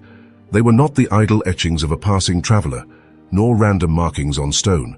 They were a message, one meant to endure. Did their creators seek to record something they had seen? Or were they simply crafting myth, etching their gods and stories into rock so they would never be forgotten? Whatever their purpose, these carvings challenge our perception of the past. If they truly depict only what their creators saw, then perhaps history is more complex than we ever imagined. On a remote island in Russia's White Sea, Dozens of ancient stone labyrinths rest against the barren landscape, their spiraling patterns weathered by time. The Bolshoi-Zayatsky labyrinths, estimated to be thousands of years old, remain one of the most puzzling prehistoric structures in the world. No one knows who built them or why. Were they ritualistic pathways, astronomical tools, or symbolic representations of the afterlife? Unlike the grand labyrinths of mythology, these are not underground mazes designed to trap wandering souls. Instead, they are made from small stones, carefully arranged in spirals and concentric circles, some measuring up to 25 feet in diameter. Their construction required significant effort. Thousands of rocks precisely positioned, suggesting a communal project undertaken with a clear and deliberate purpose. Some are simple, with a single entrance and exit, while others weave into complex designs that seem to invite travelers to walk their paths. The sheer number of these labyrinths, over 35 spread across the Solovetsky Islands, suggests they played a significant role in the beliefs of the people who created them. Theories about their function vary widely. Some researchers believe the labyrinths were sacred spaces, used in rituals designed to guide spirits into the next world. Others argue they were places of initiation, where shamans or spiritual leaders walked their winding paths as part of ceremonial rites. Another possibility is that they served as early astronomical markers, aligning with celestial movements much like other ancient structures around the world. Yet, one of the most compelling mysteries is their connection to water. Many of the labyrinths are located near the shore, leading some to believe they represented the cyclical nature of life and death, mirroring the ebb and flow of the tides. In some cultures, labyrinths were thought to act as traps for malevolent spirits, preventing them from returning to the land of the living. Could these stone spirals have served a similar purpose, keeping restless souls at bay? Interestingly, similar labyrinth designs exist across Scandinavia, Northern Europe, and even as far as Greece, often linked to ancient seafarers and spiritual traditions. Were the Bolshoi-Zayatsky labyrinths part of a broader cultural network shared by distant civilizations through trade or migration? Or did different societies, separated by vast distances, independently develop labyrinths as a universal symbol of transition and transformation? Despite centuries of speculation, no definitive explanation has been found. The people who built the Bolshoi-Zayatsky labyrinths left no written records, only these silent, winding paths that seemed to defy time itself. Were they maps to an unseen world, tools for sacred rituals, or something even more enigmatic? For now, they remain as they have for millennia, enduring puzzles carved into the earth, waiting for someone to finally decipher their meaning. In the desolate expanse of California's Colorado desert, something ancient lingers beneath the scorching sun, huge, ghostly figures etched into the earth. They are too vast to be seen from the ground, their full shapes only revealed from the air. Human forms with outstretched arms, strange animal-like figures, and spirals cut deep into the desert floor. For centuries, they remained unnoticed, hidden in plain sight. Then in 1932, a passing pilot looked down and saw something impossible. Known as the Blythe intaglios, these massive geoglyphs are estimated to be between 1,000 and 2,000 years old. Created by the Mojave or Quechan people, they were formed by carefully scraping away the dark desert surface to expose the lighter earth beneath. Some figures stretch over 50 meters, their sheer scale raising a troubling question. How did their creators design them so precisely without ever seeing them from above? Unlike other indigenous rock art, which can be viewed at eye level, these designs seem meant for a higher perspective. Their purpose remains an enigma. Some researchers believe they were sacred symbols, perhaps depicting deities or mythological beings. One particularly striking figure, a humanoid form with arms outstretched, is thought to represent Mastamho, the Mojave god who shaped the world. Others suggest they were used in ceremonial rituals, marking sacred ground for gatherings or spiritual observances. Some speculate they were territorial markers, claiming the land in a visual language lost to time. But then there are the more unsettling theories. Why create something so large that only the sky can fully perceive it? Were the intaglios meant as messages to gods, celestial markers aligned with the stars, or something else entirely? Some have even drawn parallels to the Nazca lines of Peru, another set of enormous geoglyphs whose meaning remains unknown. Both sets of figures were made using the same technique, removing the top layer of soil to reveal the lighter ground below. Could these cultures, separated by thousands of miles, have shared a similar purpose for their creations? Modern preservation efforts have helped protect the intaglios, But their mystery remains intact. No written records exist to explain them, and their creators left behind no clues. Though the desert winds erode their edges, the blithe intaglios endure, their silent figures staring up at the heavens. We may never know what their makers intended, but one thing is certain: they were meant to be seen. At the heart of Paris, a masterpiece of Gothic architecture stood for over 850 years. Notre-Dame, the cathedral of 1,000 stories. Its twin bell towers pierced the sky, its flying buttresses stretched like arms embracing the city, and its legendary gargoyles watched over the Seine with stony, unblinking eyes. For centuries, it had survived wars, revolutions, and the passage of time. But on April 15, 2019, as the sun set over Paris, a new battle began. Not against invading armies, but against flames. The fire started beneath the wooden beams of the cathedral's attic, a place known as the Forest, for its labyrinth of ancient oak supports. These timbers, some dating back to the 12th century, had held up the cathedral's vaulted roof for nearly a millennium. As smoke curled into the evening sky, onlookers gasped in horror. The fire spread rapidly, engulfing the spire, an iconic feature added in the 19th century by architect Eugène Viollet-le-Duc. Moments later, in a sight that stunned the world, the spire collapsed, swallowed by the inferno. Firefighters fought relentlessly to save the cathedral, dousing the flames as molten lead rained from the roof. Inside, priceless relics, including the crown of thorns, were rushed to safety. The great bell towers, which had rung across Paris for centuries, stood precariously as the fire raged around them. If they collapsed, the entire structure might follow. But by dawn, the flames were finally subdued. Notre-Dame had survived, but barely. The aftermath revealed both devastation and resilience. The cathedral's stone walls remained standing, but its roof was gone, its interior blackened by smoke. Investigations pointed to an electrical short-circuit or accidental spark from renovation work as the likely cause, but the full truth remains elusive. Reconstruction efforts began almost immediately, with international pledges of support and billions in donations. Architects, historians, and artisans have since worked tirelessly to restore Notre-Dame, using traditional medieval techniques to honor its past. Yet even as plans take shape, questions linger. Can a reconstructed Notre-Dame ever hold the same soul as the original? And if a monument so enduring can come so close to destruction, what does that say about the fragility of history? For now, the cathedral stands in recovery, a wounded guardian of Paris, its survival a testament to both tragedy and hope. In the rugged landscape of central New Mexico, an inscribed boulder rests in isolation, its surface carved with what appears to be an ancient script. Known as the Los Lunas Decalogue stone, this large slab bears an inscription that closely resembles ancient Hebrew, with some even claiming it contains a version of the Ten Commandments. If genuine, it would suggest that Semitic explorers reached North America long before Columbus, a discovery that would shake the foundations of history. But is this truly an ancient relic, or does its story belong to a far more recent past? The stone, sometimes called Mystery Rock, is located near the base of Hidden Mountain, about 56 kilometers south of Albuquerque. It was first documented in the 1930s by Professor Frank Hibben, an archaeologist at the University of New Mexico. Hibben claimed he was led to the site by a local rancher who had known about the inscription for decades, implying that the carvings predated the modern era.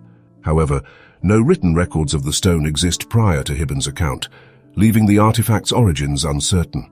Supporters of the stone's authenticity argue that the script is an early form of Hebrew, possibly Paleo-Hebrew, which was used between the 10th and 6th centuries BCE. Some interpretations suggest that the text presents a condensed version of the Ten Commandments, lending credibility to the theory that ancient Israelites, Phoenicians, or other Semitic groups might have crossed the Atlantic and reached the Americas. However, this theory faces significant obstacles.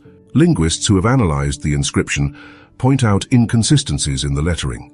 While it does resemble ancient Hebrew, it also contains anomalies, characters that do not fit any single historical period, suggesting it may have been copied from multiple sources rather than written by a fluent scribe. Furthermore, the lack of any accompanying artifacts, such as tools, pottery, or settlements, makes it difficult to support the idea of a Semitic presence in pre-Columbian America. Another major issue is the weathering of the inscription. Unlike genuinely ancient petroglyphs found throughout the Southwest, which show signs of erosion and desert varnish build-up over thousands of years, the Los Lunas inscription appears relatively fresh. This has led many experts to suspect that it was carved in more recent times, possibly in the 19th or early 20th century. The strongest argument against the stone's authenticity, however, lies with Frank Hibben himself. While a respected archaeologist, Hibben's career was not without controversy. He was accused on multiple occasions of misrepresenting or exaggerating evidence to support his theories. Some believe that he may have either misinterpreted the stone or, more drastically, been involved in its creation to fabricate proof of early Semitic contact with the Americas. Despite the doubts surrounding it, the Los Lunas Decalogue stone continues to attract visitors and theorists. Some see it as a tantalizing clue to a lost chapter of history, while others dismiss it as a well-crafted hoax. Yet as intriguing as it may be, mainstream scholarship remains firm. The stone is far more likely to be a product of modern hands than a relic of ancient voyagers. Rising from the barren landscape of the Atacama Desert, a colossal stone hand stretches toward the sky. Is it a forgotten relic of an ancient civilization, a lost monument from a vanished culture? The sight of this massive structure, standing in one of the driest places on Earth, has sparked endless speculation. But unlike some of history's most mysterious artifacts, this one has a known origin, yet that does little to diminish its enigmatic presence. The Hand of the Desert, Mano del Desierto, is a 36-meter-tall sculpture located in northern Chile, built in 1992 by Chilean sculptor Mario Irarrázaval. Carved from concrete and reinforced with iron, it is not an ancient relic but a modern work of art. However, its placement in the desolate Atacama, one of the most extreme environments on Earth, has led to widespread confusion, with many mistaking it for something far older. Its remote location, far from major roads or settlements, adds to its mysterious aura, making it appear like an abandoned monument from a forgotten past. Although it is a contemporary artwork, its design carries deep symbolic meaning. Irarrázaval, known for creating similar sculptures in Uruguay and Spain, intended the hand to represent human suffering, isolation, and resilience.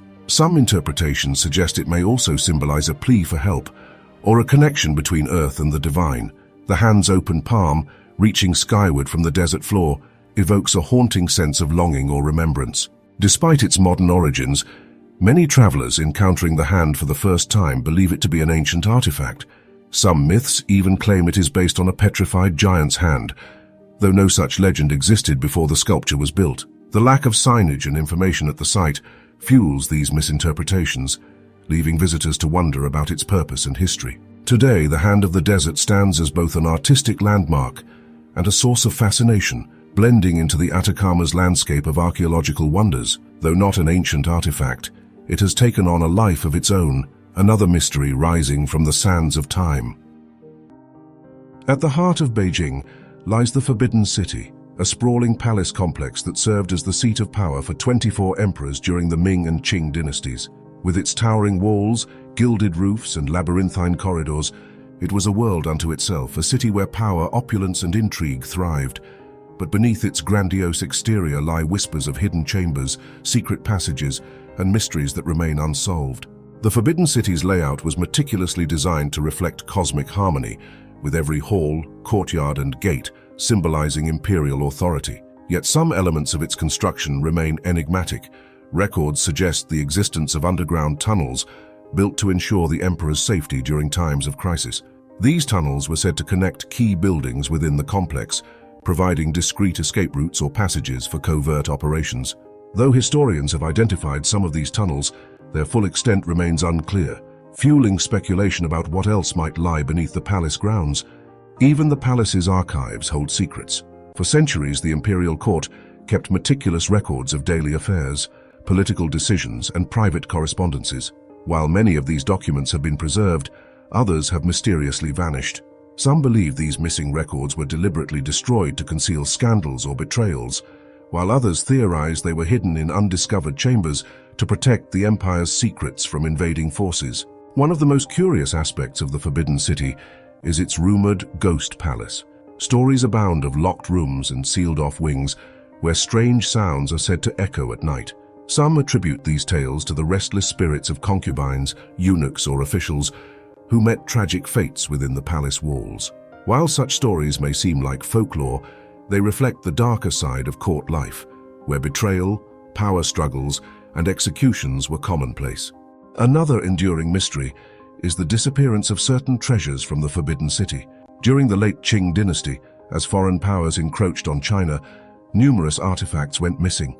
Some were likely smuggled out by fleeing officials or stolen during periods of unrest. However, rumors persist of hidden vaults within the palace containing imperial treasures never recovered. Despite decades of research and restoration, the Forbidden City continues to guard its secrets. Its imposing walls seem to hold centuries of untold stories, tantalizing historians and archaeologists alike. What lies beneath its foundations? What truths are buried in its archives? The Forbidden City remains a silent witness to the drama of Imperial China, its mysteries as enduring as its legacy. In the heart of Guatemala's lush rainforests stands Tikal, a city that once defined the power and grandeur of the Maya civilization. Towering pyramids pierce the canopy, their ancient stones weathered but unyielding, as if defying time itself. Known to the Maya as Yaxmutal, Tikal was not just a city, it was a kingdom, a hub of trade, politics, and religion, where every stone tells a story of ambition and innovation. At its height during the Classic period, from 200 to 900 AD, Tikal was home to tens of thousands.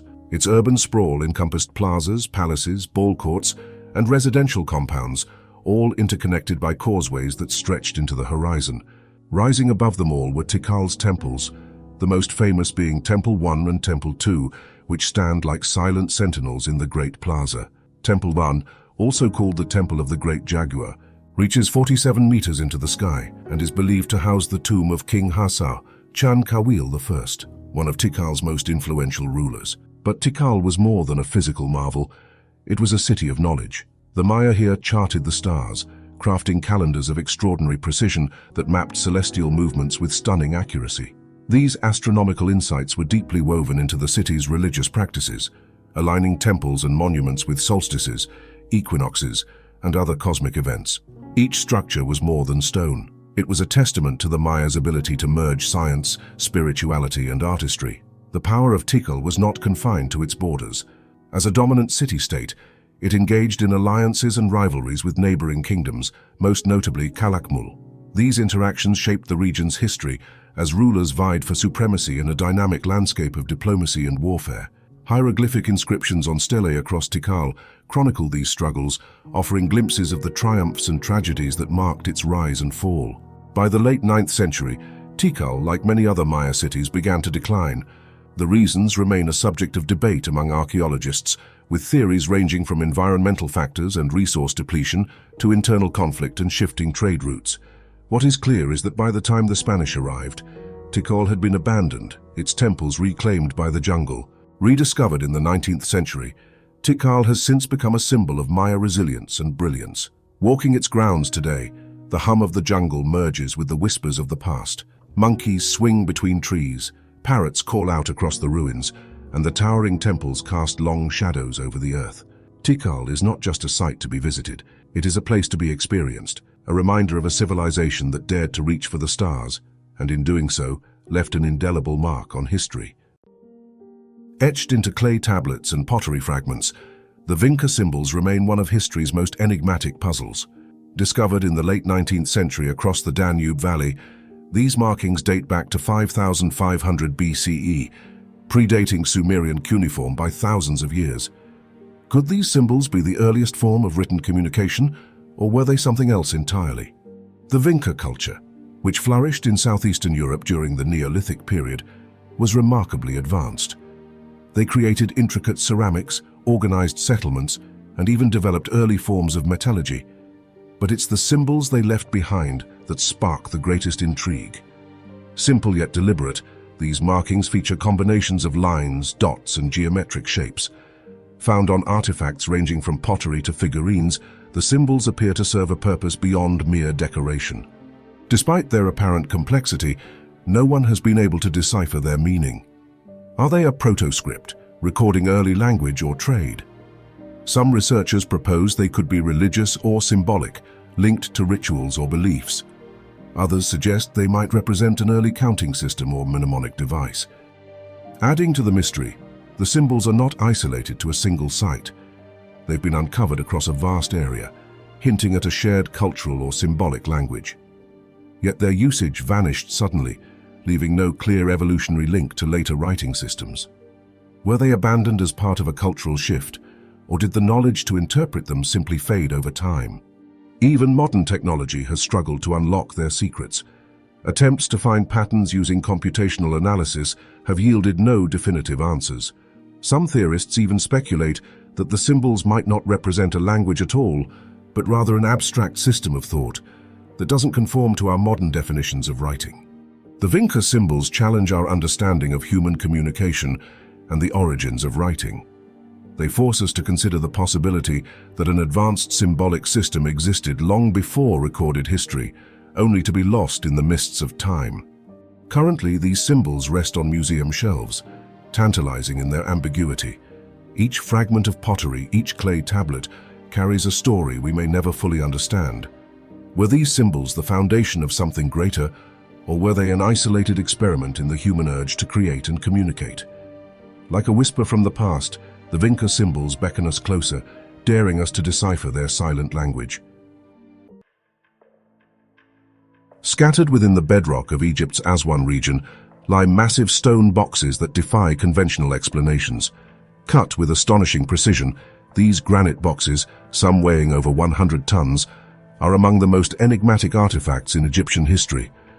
Found in locations such as the Serapeum of Saqqara and other ancient sites, they challenge our understanding of ancient craftsmanship.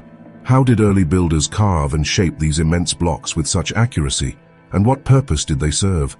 Most of the boxes are made from Aswan granite, a notoriously hard stone composed of quartz and feldspar.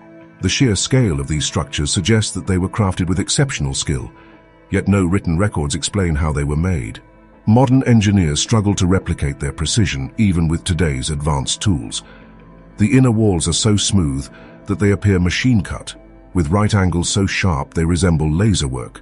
Some researchers believe this level of refinement would have been nearly impossible with primitive copper or bronze tools, raising questions about whether lost techniques or forgotten knowledge played a role. Theories about their purpose vary widely. Many suggest they were sarcophagi designed for the sacred Apis bulls, animals worshipped as earthly manifestations of gods.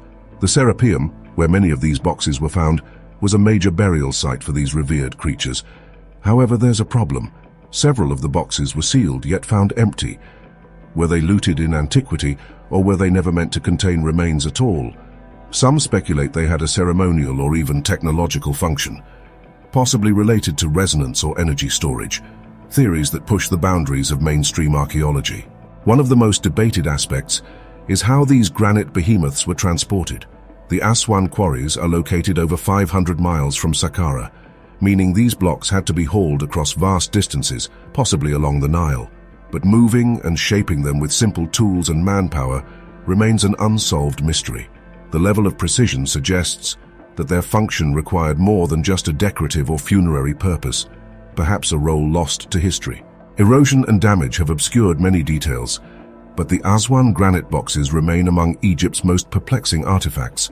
Were they simple tombs for sacred animals, or do they hint at a forgotten mastery of stonework?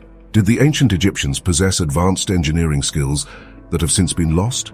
Until we uncover more evidence, these silent monoliths stand as a testament to a civilization whose knowledge may have been greater than we ever imagined. Deep within South Africa's ancient rock formations, miners have unearthed something that should not exist. Small polished spheres with a metallic sheen, embedded in stone, estimated to be 2.8 billion years old. These objects, known as the Klerksdorp spheres, challenge everything we know about human history. How could something so precise be found in rock layers that predate even the earliest life forms on Earth? The spheres vary in size, with some as small as a few centimeters in diameter. Some are nearly perfect in shape, while others have 3 parallel grooves encircling them, as if intentionally crafted. Found near the town of Ottosdal, they have sparked heated debates between geologists, historians, and those who believe they might be evidence of something extraordinary. Most scientists argue that the spheres are simply natural formations, concretions created by mineral deposits over millions of years. According to this view, the grooves could have formed through natural geological processes, their symmetry a mere coincidence. Yet skeptics point out that some spheres are so perfectly balanced that they resemble manufactured objects, challenging the idea that they are simply a quirk of nature. Adding to the mystery, reports claim that some of the spheres spin on their own when placed in a vibration-free environment, something that should not happen if they were just ordinary rocks. While this claim remains unverified, it has only fueled speculation that the Klerksdorp spheres are more than they appear. Further adding to the intrigue, some spheres contain a fibrous structure inside, while others appear to be hollow. Tests conducted in the 1970s suggested that the outer shells of certain spheres are unusually hard, comparable to steel in some cases, making it unclear how natural weathering could have shaped them so precisely. Could they be artifacts from a lost civilization, one that existed far earlier than our current timeline allows? If they are natural, they remain an incredible anomaly, geological formations so unusual that they mimic human craftsmanship. But if they are artificial, the implications are staggering. It would mean that someone or something had the ability to shape stone with extraordinary precision billions of years ago, long before recorded civilization. So, what are the Klerksdorp spheres? A rare geological oddity, artifacts from an unknown past, or something even more unthinkable? Whatever the answer, they remain locked in the stone of Earth's ancient history, refusing to give up their secrets. In 1924, a young French farmer named Émile Fradin was ploughing his field near the village of Gosford when his plough struck something unexpected, an underground chamber filled with strange artifacts. Among them were clay tablets covered in an unknown script, alongside carved stones, bone tools, and human remains. What should have been an extraordinary archaeological discovery quickly spiraled into one of history's most controversial debates. Were the Gosford tablets evidence of a lost European civilization, or was it all an elaborate hoax? The tablets contained symbols unlike any known writing system, sparking theories that they could represent an early form of written language predating even Sumerian cuneiform. Some researchers speculated that Gosford could be the remnants of an ancient European culture, possibly linked to the Celts, or even a prehistoric civilization lost to time. Others suggested the symbols bore similarities to early Mediterranean scripts, raising questions about unknown connections between distant cultures. But the tablets were only part of the mystery. More than 3,000 objects were unearthed: polished stone axes, carved idols, clay figurines, and even inscribed menhirs, large stones marked with strange symbols. Some bone and ivory artifacts featured engravings of extinct animals, while ceramic vases displayed artistic styles unusual for prehistoric France. If genuine, these relics suggested a civilization that had mastered art, writing, and possibly even trade with far-off cultures. Yet from the moment the discovery was made public, it faced intense skepticism. Prominent archaeologists of the time dismissed the site as a forgery, accusing Fradin of fabricating the artifacts. Their reasoning: the tablets seemed too advanced for their supposed age, and there was no known precedent for such writing in prehistoric France. The controversy led to legal battles, accusations of fraud, and even a police raid on Fradin's farm. Some experts argued the artifacts lacked proper stratification, meaning they weren't found in undisturbed layers of earth but scattered, as if planted there. As the years passed, scientific analyses only deepened the debate. Thermoluminescence dating on some objects suggested they were genuinely ancient, over 2,500 years old, but the tablets remained difficult to verify. Some researchers argued that certain artifacts were truly prehistoric, while others were likely more recent, possibly planted to deceive investigators. This mix of authentic and questionable objects left Gosford in a strange archaeological limbo, where neither full acceptance nor outright dismissal has been possible. Even today, the mystery of the Gosford tablets remains unsolved. If real, they could rewrite the history of early writing in Europe. If fake, they stand as one of the most elaborate hoaxes ever attempted. Either way, the story of Gosford challenges our understanding of the past, leaving one question unanswered. Did an unknown civilization leave behind its mark in an unassuming French field, only for its legacy to be lost in a storm of doubt? Deep in the forests of New Zealand's central North Island, an ancient structure lies hidden beneath layers of earth and vegetation. At first glance, it appears to be a man-made wall, massive stone blocks stacked in an orderly, almost geometric fashion. But if this was built by human hands, who were the builders? And why is there no record of such a civilization in New Zealand's known history? The structure, commonly referred to as the Kaimanawa Wall, came to public attention in the 1990s, when researchers and explorers stumbled upon what seemed to be a series of uniform stone blocks fitted together with unnatural precision. Some stones measure over 2 meters wide, their faces eerily smooth, with straight-cut edges that resemble the masonry of ancient civilizations. Unlike the rough, irregular formations typically found in natural rock outcroppings, these blocks seem carefully arranged, leading some to believe they are the remnants of a lost prehistoric culture, predating the arrival of the Maori. But mainstream geologists tell a different story. According to their analysis, the formation is not a wall at all, but an example of ignimbrite, a type of volcanic rock that fractures in straight column-like patterns over time. They argue that the apparent blocks are merely natural formations caused by cooling and weathering over thousands of years. If this is true, then the wall is nothing more than an illusion, an ordinary rock face shaped by geological forces. Yet, the debate refuses to die. Those who support the artificial origin theory point to the striking symmetry of the blocks and their alignment, which appears too precise to be random. Some claim that local Maori traditions speak of an earlier, now forgotten people who inhabited New Zealand before them. Could the Kaimanawa Wall be a relic of an ancient civilization that history has erased? Or is it merely an unusual quirk of nature, one that tricks the eye into seeing human craftsmanship where none exists? Despite investigations, the mystery of the Kaimanawa Wall remains unresolved. For now it stands as an enigma, a silent challenge to what we think we know about New Zealand's past. If the stones could speak, would they tell the tale of an ancient lost people, or simply the slow, unyielding hand of time shaping the land? It took only a few hours to destroy what had taken centuries to collect. On the night of September 2nd, 2018, flames erupted inside the National Museum of Brazil, consuming one of the most significant scientific and historical institutions in Latin America.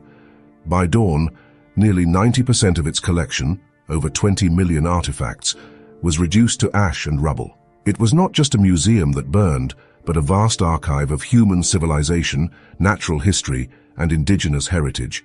Founded in 1818, the museum was once the royal residence of Brazil's emperors before becoming the country's most prestigious research institution.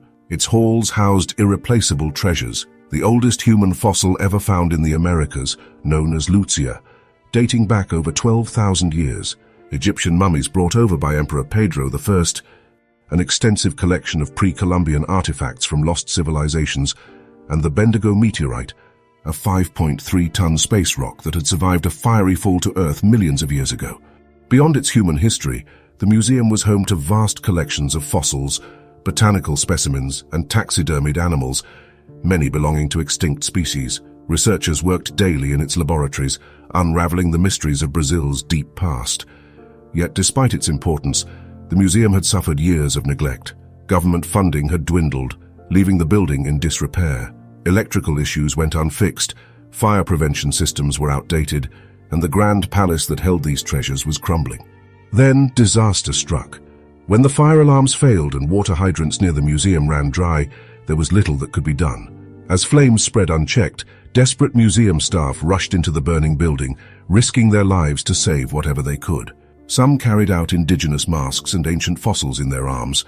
Others smashed display cases, grabbing rare manuscripts before the inferno consumed them. The Bendigo meteorite, unable to burn, remained among the wreckage, but most of the collection was lost. By morning, the scale of the devastation was clear. Priceless documents turned to dust. Artifacts that had survived thousands of years were gone in a single night. The skeletal remains of Lutzia, once thought to be lost forever, were later found in the rubble, though badly damaged. Some fragments of artifacts were recovered, but many were beyond saving. The fire was not just a tragedy, it was a warning. If one of Latin America's most important museums could be lost due to neglect, how many other irreplaceable collections are at risk? Promises were made to rebuild, to restore what little remained, but the reality is unavoidable.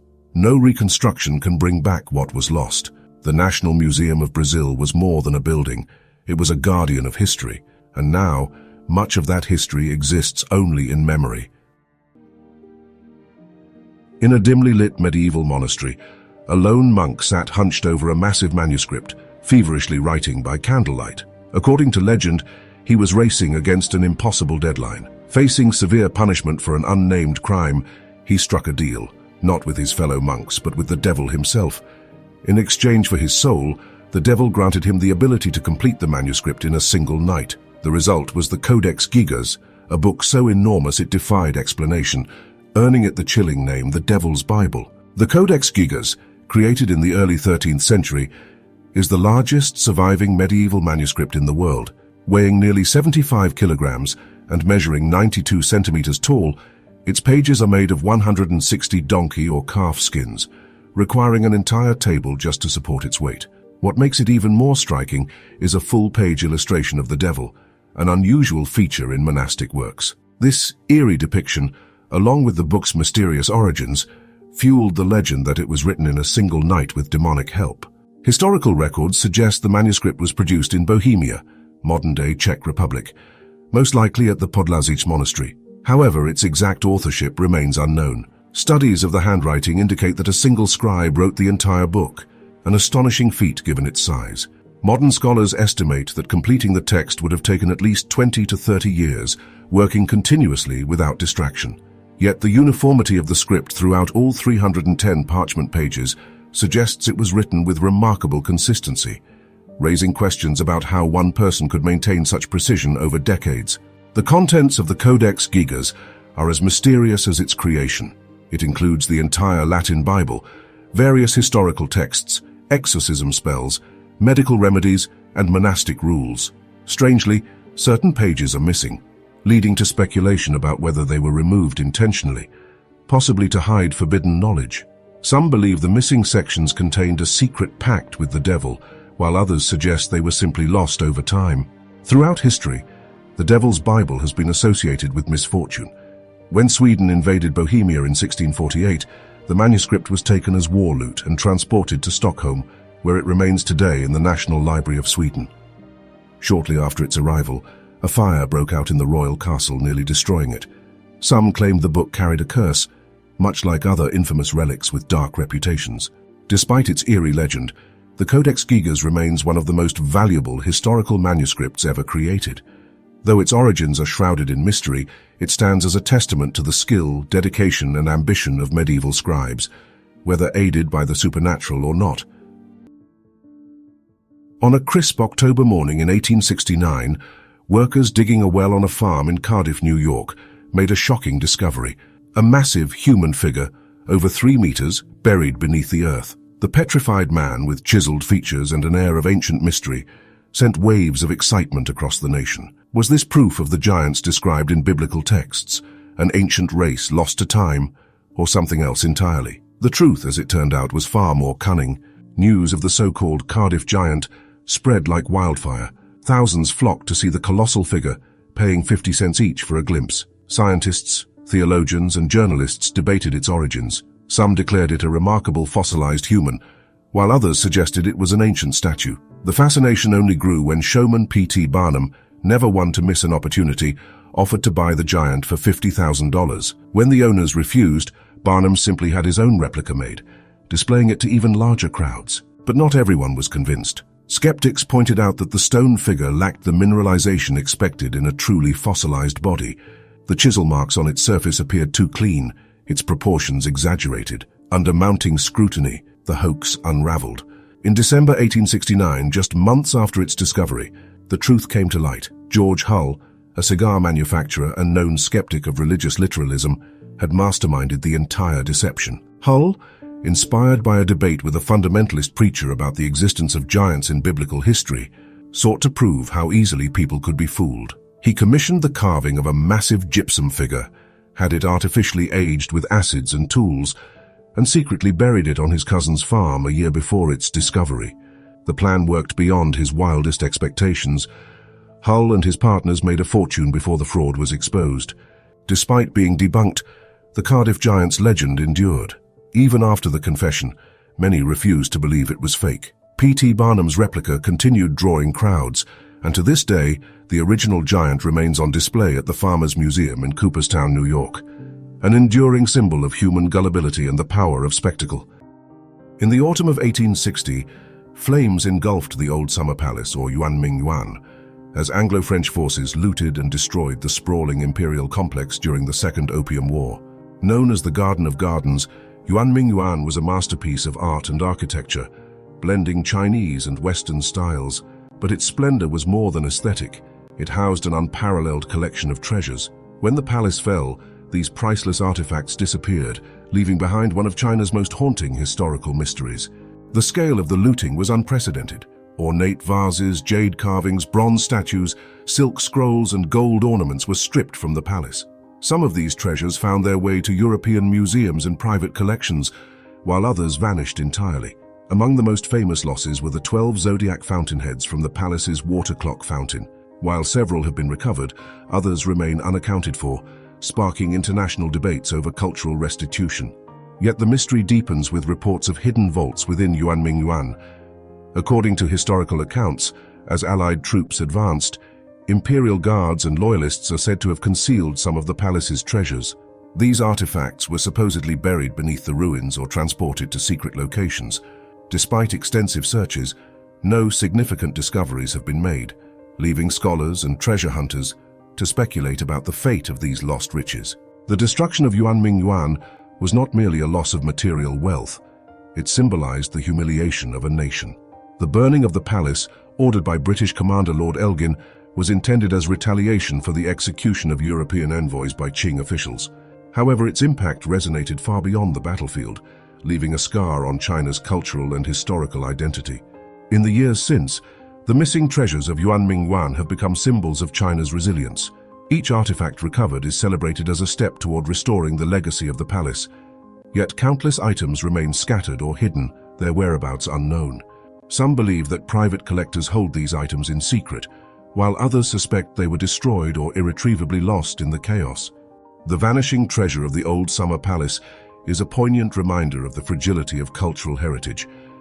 As the ruins of Yuan stand in silent testimony to its past grandeur, they also whisper of secrets yet to be uncovered. What treasures might still lie buried beneath its charred stones? What stories could these lost artifacts tell if they were ever found? The answers remain hidden, waiting for history to reveal them. High in the mountains of the Philippines' Ifugao province, a marvel of human ingenuity unfolds like a staircase to the heavens.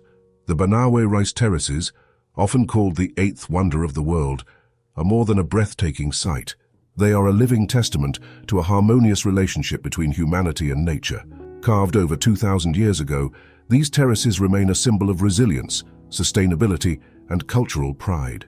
Stretching across the steep mountain slopes, the terraces appear almost otherworldly, their steps perfectly following the contours of the land. This masterpiece of agricultural engineering was created not with modern machinery, but with the bare hands and simple tools of the Ifugao people.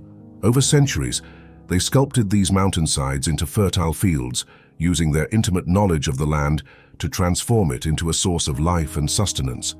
At the heart of the terraces lies a sophisticated irrigation system that channels water from the mountain forests above. This system, fed by natural springs and streams, ensures a steady supply of water, even during dry periods.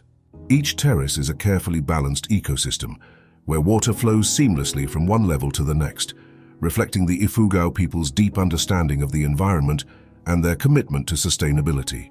The Banawe rice terraces are not merely functional, they are spiritual. For the Ifugao, rice is not just food, it is life itself. The cultivation of rice is intertwined with rituals and traditions that honor the spirits of the land. Even today, the planting and harvesting seasons are marked by ceremonies that connect the present generation to their ancestors, ensuring that the terraces are not just maintained but revered. But this ancient wonder is not without challenges. Modernization, climate change, and migration have threatened the terraces' preservation. As younger generations move to urban areas for opportunities, the terraces risk being neglected. Yet efforts are underway to protect this heritage. Local communities, with the support of conservationists and the government, are working to maintain the terraces and keep the traditions alive. Standing on a terrace edge, overlooking the endless green layers cascading into the misty valleys below, it's easy to see why the Banawe rice terraces have captivated hearts for generations. They are not merely a relic of the past, but a living, breathing example of what humanity can achieve when working in harmony with nature. The terraces remind us that beauty and sustainability can coexist, and their story continues to inspire those who walk their ancient steps. In a peat bog in Denmark, buried beneath centuries of mud and moss, a treasure unlike any other was unearthed in 1891. The Gundestrup cauldron, a silver vessel of extraordinary craftsmanship, dazzles the eye and confounds the mind. Decorated with intricate imagery of gods, beasts, and rituals, it offers a tantalizing glimpse into a forgotten world. Yet its purpose and origin remain an enigma. The cauldron's massive size, over 3 feet in diameter, suggests it held great importance. Its panels are adorned with finely detailed reliefs, antlered gods, fierce warriors, mythical creatures, and scenes of what appear to be human sacrifices or rituals. One of the most striking figures is the horned god, thought to represent Cernunnos, a deity of Celtic mythology. But why was such a remarkable artifact buried, and by whom? Curiously, the Gundestrup cauldron doesn't seem to originate from Denmark. The silver's composition and the artistry point to Thrace, an ancient region near modern-day Bulgaria. How did it travel so far north, and why was it left in the bog? Was it a war prize, a trade item, or a sacred offering to the gods? The scenes on the cauldron evoke stories and myths that have no surviving records. Some believe it depicts an ancient cosmology, a map of the spiritual beliefs of the Celts or Thracians. Others see it as a ceremonial object used in rituals, perhaps to honor the gods or invoke their protection in battle. Adding to its mystery, certain depictions defy easy classification. One panel shows a figure plunging warriors into a cauldron, possibly symbolizing rebirth or transformation. Another shows a procession of animals, their meaning obscured by time. Each image feels like a fragment of a story, but without the key to unlock it, we are left with only questions. The decision to bury the cauldron deep in the peat bog was likely intentional. In ancient Europe, bogs were seen as liminal spaces, connecting the human world to the divine. Was the cauldron offered to the gods, or was it hidden to protect its secrets from prying eyes? As of now, the Gundestrup cauldron resides in the National Museum of Denmark, gleaming under modern lights but still cloaked in mystery. It speaks of a culture rich in artistry and belief, yet its voice is muffled by the passage of time. What stories would it tell if it could? Perhaps it is better this way, a reminder that some mysteries are meant to endure, tantalizing us with the allure of the unknowable. High in the arid plains of southern Peru, etched into the earth with unfathomable precision, lies a series of enigmatic geoglyphs, Palpa Pampa. Unlike the more famous Nazca lines, these markings stretch across rugged hillsides, depicting intricate humanoid figures, animals, and geometric patterns. But who created them, and for what purpose? Were they celestial maps, ritual pathways, or messages left behind by a civilization whose understanding of the world far exceeded our expectations? The Paracas culture, 800 BCE, 200 CE, is credited with crafting many of these geoglyphs, making them older than the Nazca lines. Unlike the flat desert drawings of Nazca, the Palpa geoglyphs are carved into hillsides, making them visible from lower vantage points, rather than requiring aerial views. Some researchers believe that these figures were meant to be seen by communities below, possibly as part of religious ceremonies or astronomical alignments. Among the most striking features of Palpa Pampa is the royal family, a collection of 15 humanoid figures arranged in a row, each displaying distinct postures and headdresses. Some believe these represent deities or high-ranking members of an ancient priesthood. Other geoglyphs, like those at the Mahuelos site, depict anthropomorphic beings with elongated limbs and expressive faces, adding to the mystery of their purpose. Unlike the Nazca lines, which often depict animals and abstract shapes, Palpa's geoglyphs emphasize human-like forms, suggesting a deeper spiritual or social significance. Some researchers speculate that these geoglyphs align with astronomical events, marking solstices, planetary movements, or serving as ritual calendars. If true, this would indicate a level of scientific knowledge far beyond what was previously believed for the Paracas and early Nazca cultures. Others proposed that the Palpa geoglyphs were markers for sacred pilgrimage routes, guiding travelers across the Andean highlands. Despite their age, many of the Palpa geoglyphs remain remarkably well preserved, thanks to the dry desert climate that has safeguarded them for centuries. However, modern threats such as illegal mining, erosion, and human activity now endanger these ancient markings. Researchers continue to study their patterns, hoping to decode their true meaning before time erases them forever. Were the Palpa Pampa geoglyphs part of a lost astronomical system, an ancient language written on the land, or something beyond our comprehension?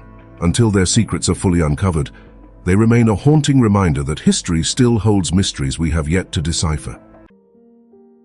Golden relics from a lost civilization, crafted with such precision that they resemble something far ahead of their time. The Quimbaya artifacts, discovered in Colombia, date back over 1,000 years, created by the Quimbaya people, an ancient culture known for its masterful metallurgy. Most of their artifacts depict animals, people, and ceremonial objects, but a select few stand out. These small golden figurines bear an uncanny resemblance to modern airplanes, complete with wings, stabilizers, and even what some claim to be landing gear. Archaeologists classify them as zoomorphic figures, believing they represent stylized birds, insects, or fish. But their shape has sparked a far more radical theory, that these objects are evidence of ancient flight. The most striking detail: some of the artifacts have aerodynamic properties that allow them to glide when scaled up and tested in modern wind tunnels.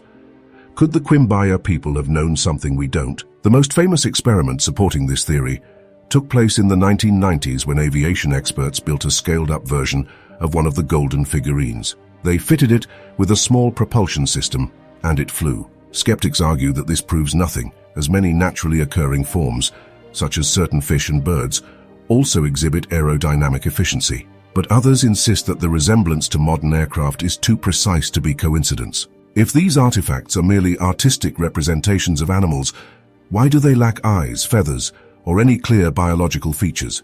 And why do some have vertical stabilizers and delta wings, design elements unheard of in nature? Even more puzzling, some theorists suggest these artifacts resemble not just airplanes, but supersonic jets or even space shuttles. Were these shapes a result of pure artistic imagination, or were they inspired by something real? Mainstream archaeology maintains that the Quimbaya people were skilled artisans but had no knowledge of flight.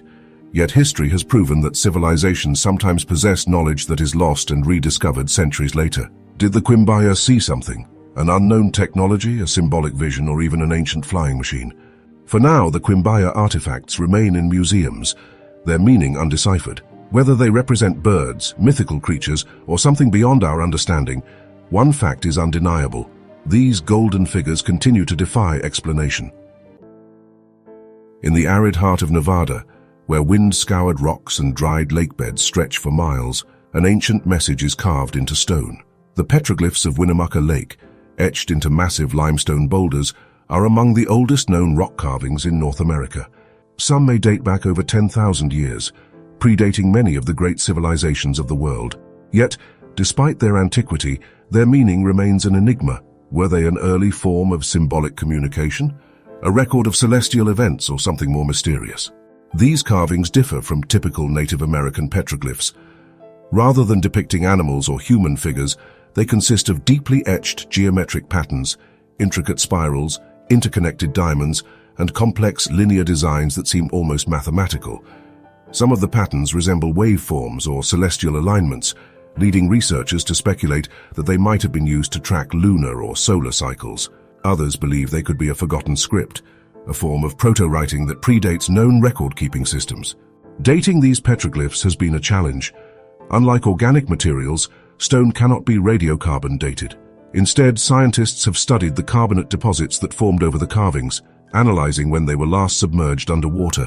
Their findings suggest that some of these petroglyphs could be as old as 14,800 years, placing their creation at a time when the now arid Winnemucca Lake was a vast body of water teeming with life. If this dating is correct, it could mean that the people who carved these symbols lived during the last ice age, making them among the earliest known inhabitants of North America. But why were they made? Some researchers propose that they were part of religious or shamanic rituals used to communicate with the spirit world or mark sacred sites. Others speculate that they were territorial markers, a way for early humans to establish their presence in a rapidly changing environment. And then there are those who look at the unusual precision of the carvings and wonder if they encode something else entirely, an early attempt at recording knowledge lost to time. The petroglyphs of Winnemucca Lake stand as silent witnesses to a forgotten era, their patterns locked in stone but unreadable to modern eyes. Were they the work of an ancient culture that vanished, leaving behind only these cryptic symbols, or do they hold a meaning that we have yet to recognize, waiting for the right discovery to finally reveal their secret? In the heart of Kerala, India, the Padmanabhaswamy temple stands as a monument to devotion, its towering gopurams and intricate carvings bearing witness to centuries of worship. Yet beneath its sanctified halls lies something far more enigmatic. Sealed vaults filled with unimaginable riches, protected by layers of secrecy, legend, and fear. Most of these hidden chambers have been opened, revealing treasures beyond belief. But one remains untouched. Vault B, the most mysterious of them all, has never been unsealed, and perhaps it never should be. The temple, dedicated to Lord Vishnu, is one of the wealthiest religious sites in the world. In 2011, when the Indian Supreme Court ordered an inventory of its underground chambers, a discovery stunned historians and archaeologists alike. Over $22 billion worth of gold, diamonds, emeralds, and intricate jewelry hidden away for centuries. 6 underground vaults were catalogued, their contents a testament to the temple's long-standing royal patronage. But Vault B was different. Unlike the others, it remained shut, its massive iron door adorned with a sculpted cobra, a silent warning to those who dared disturb its contents. Local tradition claims that the vault is sealed not just with locks, but with a Naga Bandham, an ancient esoteric spell meant to prevent its opening. According to legend, only a knowledgeable tantric priest, one well-versed in sacred rituals, can safely break this seal. Others believe that opening the vault could unleash a terrible curse upon those who attempt it. Some priests warn that the treasures inside are not mere gold and jewels, but something far more powerful, divine relics never meant for mortal eyes. Despite modern technology, attempts to uncover what lies behind Vault B's door have been met with resistance. The temple authorities and devotees strongly oppose disturbing it, citing both religious sanctity and the ominous warnings of old texts. Unlike the other vaults, which held astonishing wealth, Vault B remains an unsettling question mark. Is it simply another treasure trove, its contents waiting to be counted? Or does it hold something beyond human comprehension, something better left undisturbed? For now, the vault remains sealed, its secrets locked away in darkness. But as long as it remains closed, it will continue to fuel speculation. Is it merely a chamber filled with forgotten riches? Or is there truth to the warnings, an ancient power sleeping behind its iron door, waiting for the day when someone is foolish enough to break the seal? There are cities that seem to exist outside of time, their walls holding the echoes of countless generations. Sana'a, the capital of Yemen, is one such place. For over 2,500 years, it has stood as one of the oldest continuously inhabited cities in the world, a labyrinth of towering mud brick houses, ornate mosques, and bustling souks. To walk through its ancient streets was to step into a living museum, where the past and present intertwined. But even cities built to endure can fall victim to forces beyond their control. Sana'a's old city was a masterpiece of architecture, its skyline dominated by multi-story homes, decorated with intricate white gypsum patterns. Some of these buildings had stood for over 1,000 years, passed down through generations, their thick walls keeping the desert heat at bay.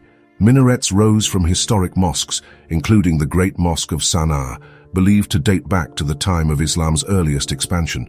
The city's markets were once a vital stop on ancient trade routes, where merchants bartered for spices, textiles, and Arabian coffee, said to have originated in Yemen. Yet, for all its beauty and history, Sana'a has long been shaped by conflict. Empires and dynasties have fought over it for centuries, but in 2015, war brought devastation unlike anything before. As the Yemeni civil war escalated, airstrikes rained down on the city. The very heart of Sana'a, its historic old city, was not spared. Bombs reduced centuries-old homes to rubble, shattering the delicate stained glass windows that once caught the morning sun. Entire neighborhoods collapsed, their foundations shaken beyond repair. The destruction was not just physical, it was a cultural erasure. The city's unique architecture, once a symbol of Yemeni identity, lay in ruins. Residents who had lived in the same homes for generations were displaced overnight, their ancestral ties severed. UNESCO condemned the attacks, calling the destruction of Sana'a's old city a loss for all of humanity. But words could not undo the damage.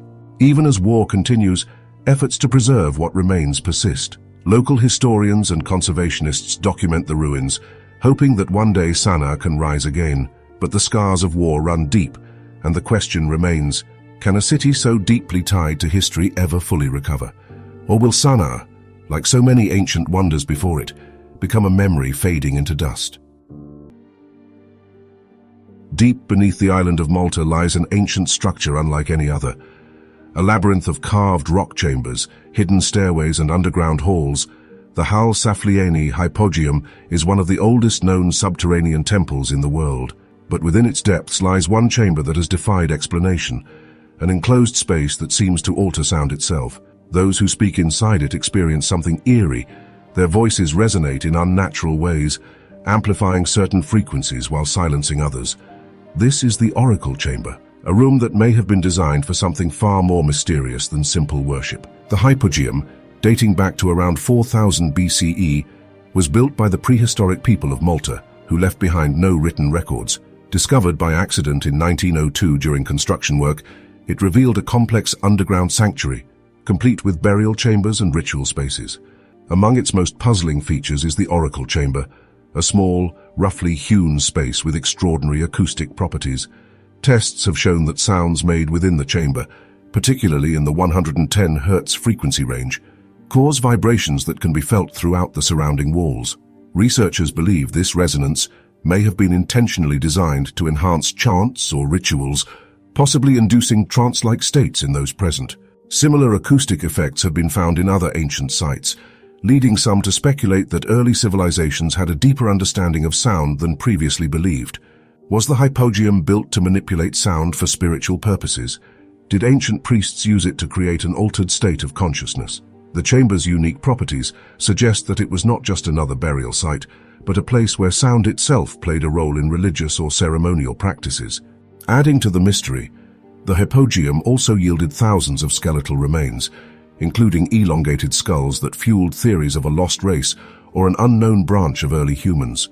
While most of these skulls disappeared after their discovery, some researchers believe they were naturally deformed due to cultural practices, rather than evidence of something non-human.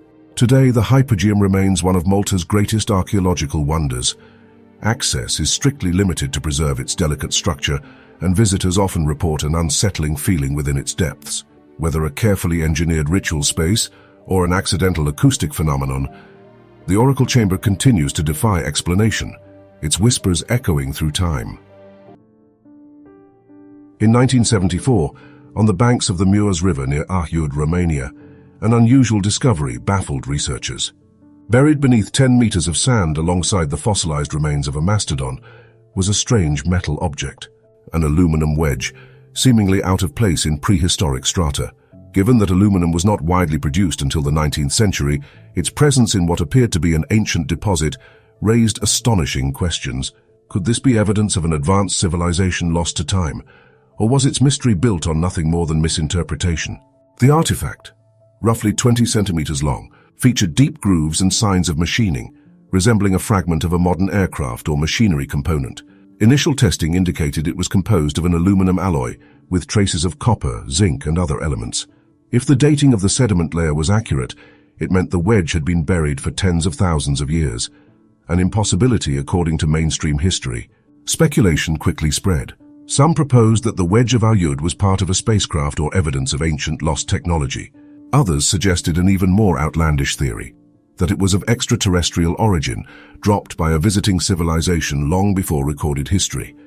The discovery became a sensation among proponents of ancient astronaut theories, who saw it as proof that humanity's past was more complex than previously believed. But as researchers took a closer look, cracks began to appear in the story. Experts pointed out that the wedge's design closely resembled a modern excavator tooth, the kind used in digging equipment. This would explain both its composition and the deep grooves, which were likely the result of industrial use rather than advanced ancient craftsmanship. Additionally, the object was never formally studied using reliable archaeological methods, leaving its exact context unclear. More damning was the realization that the aluminum alloy was consistent with 20th century manufacturing. While aluminum does corrode over time, the apparent weathering did not match the expected effects of thousands of years underground. Many now believe the wedge was simply a misplaced piece of modern machinery that had been accidentally buried alongside the mastodon fossils, later mistaken for something extraordinary. Despite the mounting evidence against its authenticity as an ancient artifact, the wedge of Ahud continues to capture imaginations. It remains an enduring example of how an object, taken out of context, can fuel speculation and conspiracy theories. What began as a routine excavation turned into one of the most debated anomalies in modern times, one that in the end was not so mysterious after all. More than 2,000 years ago, during the Han Dynasty, Zhang Qian set out on a mission that would change the course of history. Tasked by Emperor Wu to forge alliances with distant tribes, Zhang became the first recorded Chinese envoy to venture into the vast and unknown lands beyond China's borders. His journey laid the foundation for the Silk Road, yet much about his expeditions remains shrouded in mystery. Zhang Qian's mission began in 138 BCE, but his plans were thwarted early on when he was captured by the Xiongnu, fierce nomadic warriors who were enemies of the Han Empire. For over a decade, Zhang lived in captivity, learning their customs and mapping their territories in his mind. Eventually he escaped and resumed his journey westward, traversing deserts, mountains and foreign lands that no Chinese envoy had seen before. When Zhang returned to China, he brought back more than just information about potential allies. He described distant civilizations, including the Dayuan, who bred powerful horses, and regions rich with goods like jade, spices, and silk. His accounts introduced China to a world teeming with trade possibilities and exotic cultures. But historians are left wondering, how accurate were his descriptions? Did Zhang truly reach all the places he claimed, or were some details based on second-hand reports from other traders and travelers? The routes Zhang mapped became the backbone of the Silk Road, yet they remain a puzzle. Records of his travels are fragmented, leaving historians to piece together his exact paths. Did he cross into modern-day Afghanistan, or were his descriptions of those regions gleaned from local informants? How far west did he venture before returning home? These questions add a layer of intrigue to his already remarkable journey. Zhang Qian's expeditions also hint at the treasures he may have encountered or brought back. Some scholars speculate that his travels introduced rare plants and technologies to China, such as grapes, alfalfa, and improved irrigation methods. Others suggest he returned with unrecorded artifacts, gifts from foreign leaders, or spoils of his journey that have since been lost to history. Despite the uncertainties, Zhang's legacy is undeniable. His efforts paved the way for cultural exchanges that shaped civilizations on both ends of the Silk Road. Yet, as we celebrate his achievements, the mysteries of his journey remain tantalizing.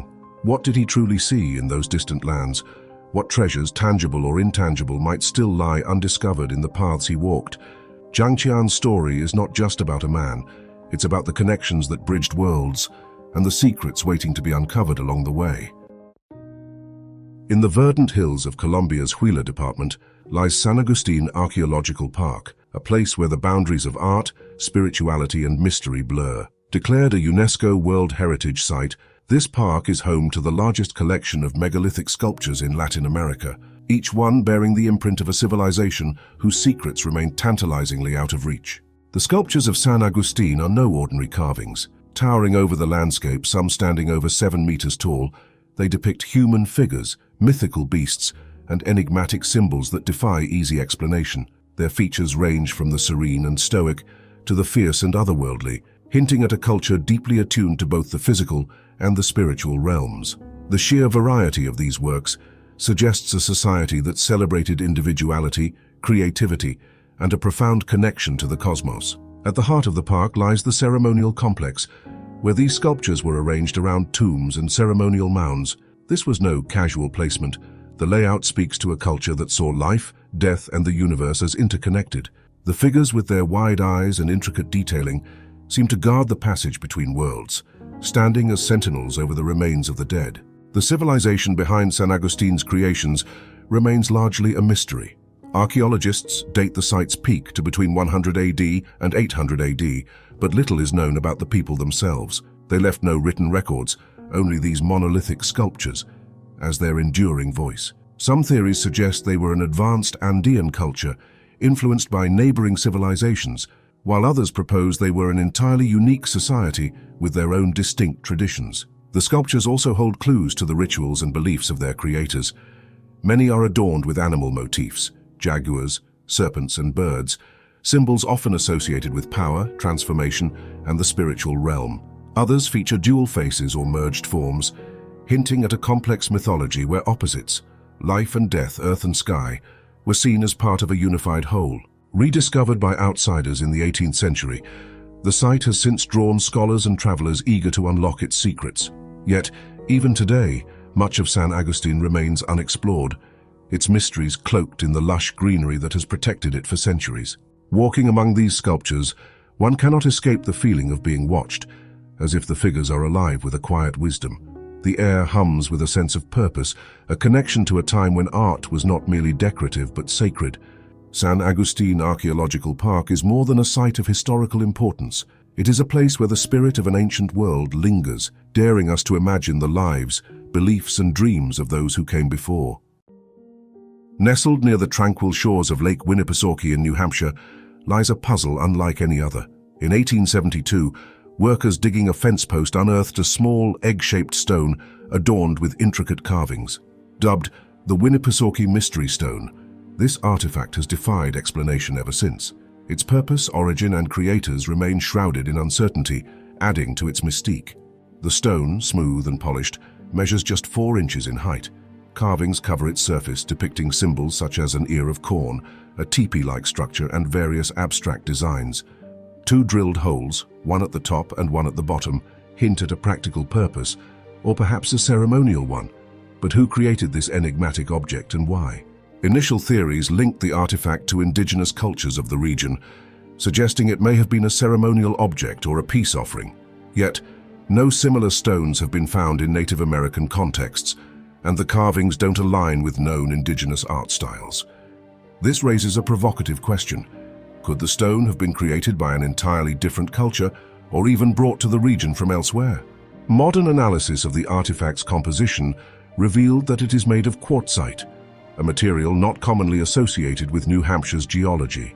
This has fueled theories that the stone may have been traded or transported over great distances. However, the lack of any definitive context for its discovery makes it nearly impossible to trace its journey or purpose. Speculation about the stone's meaning has run wild.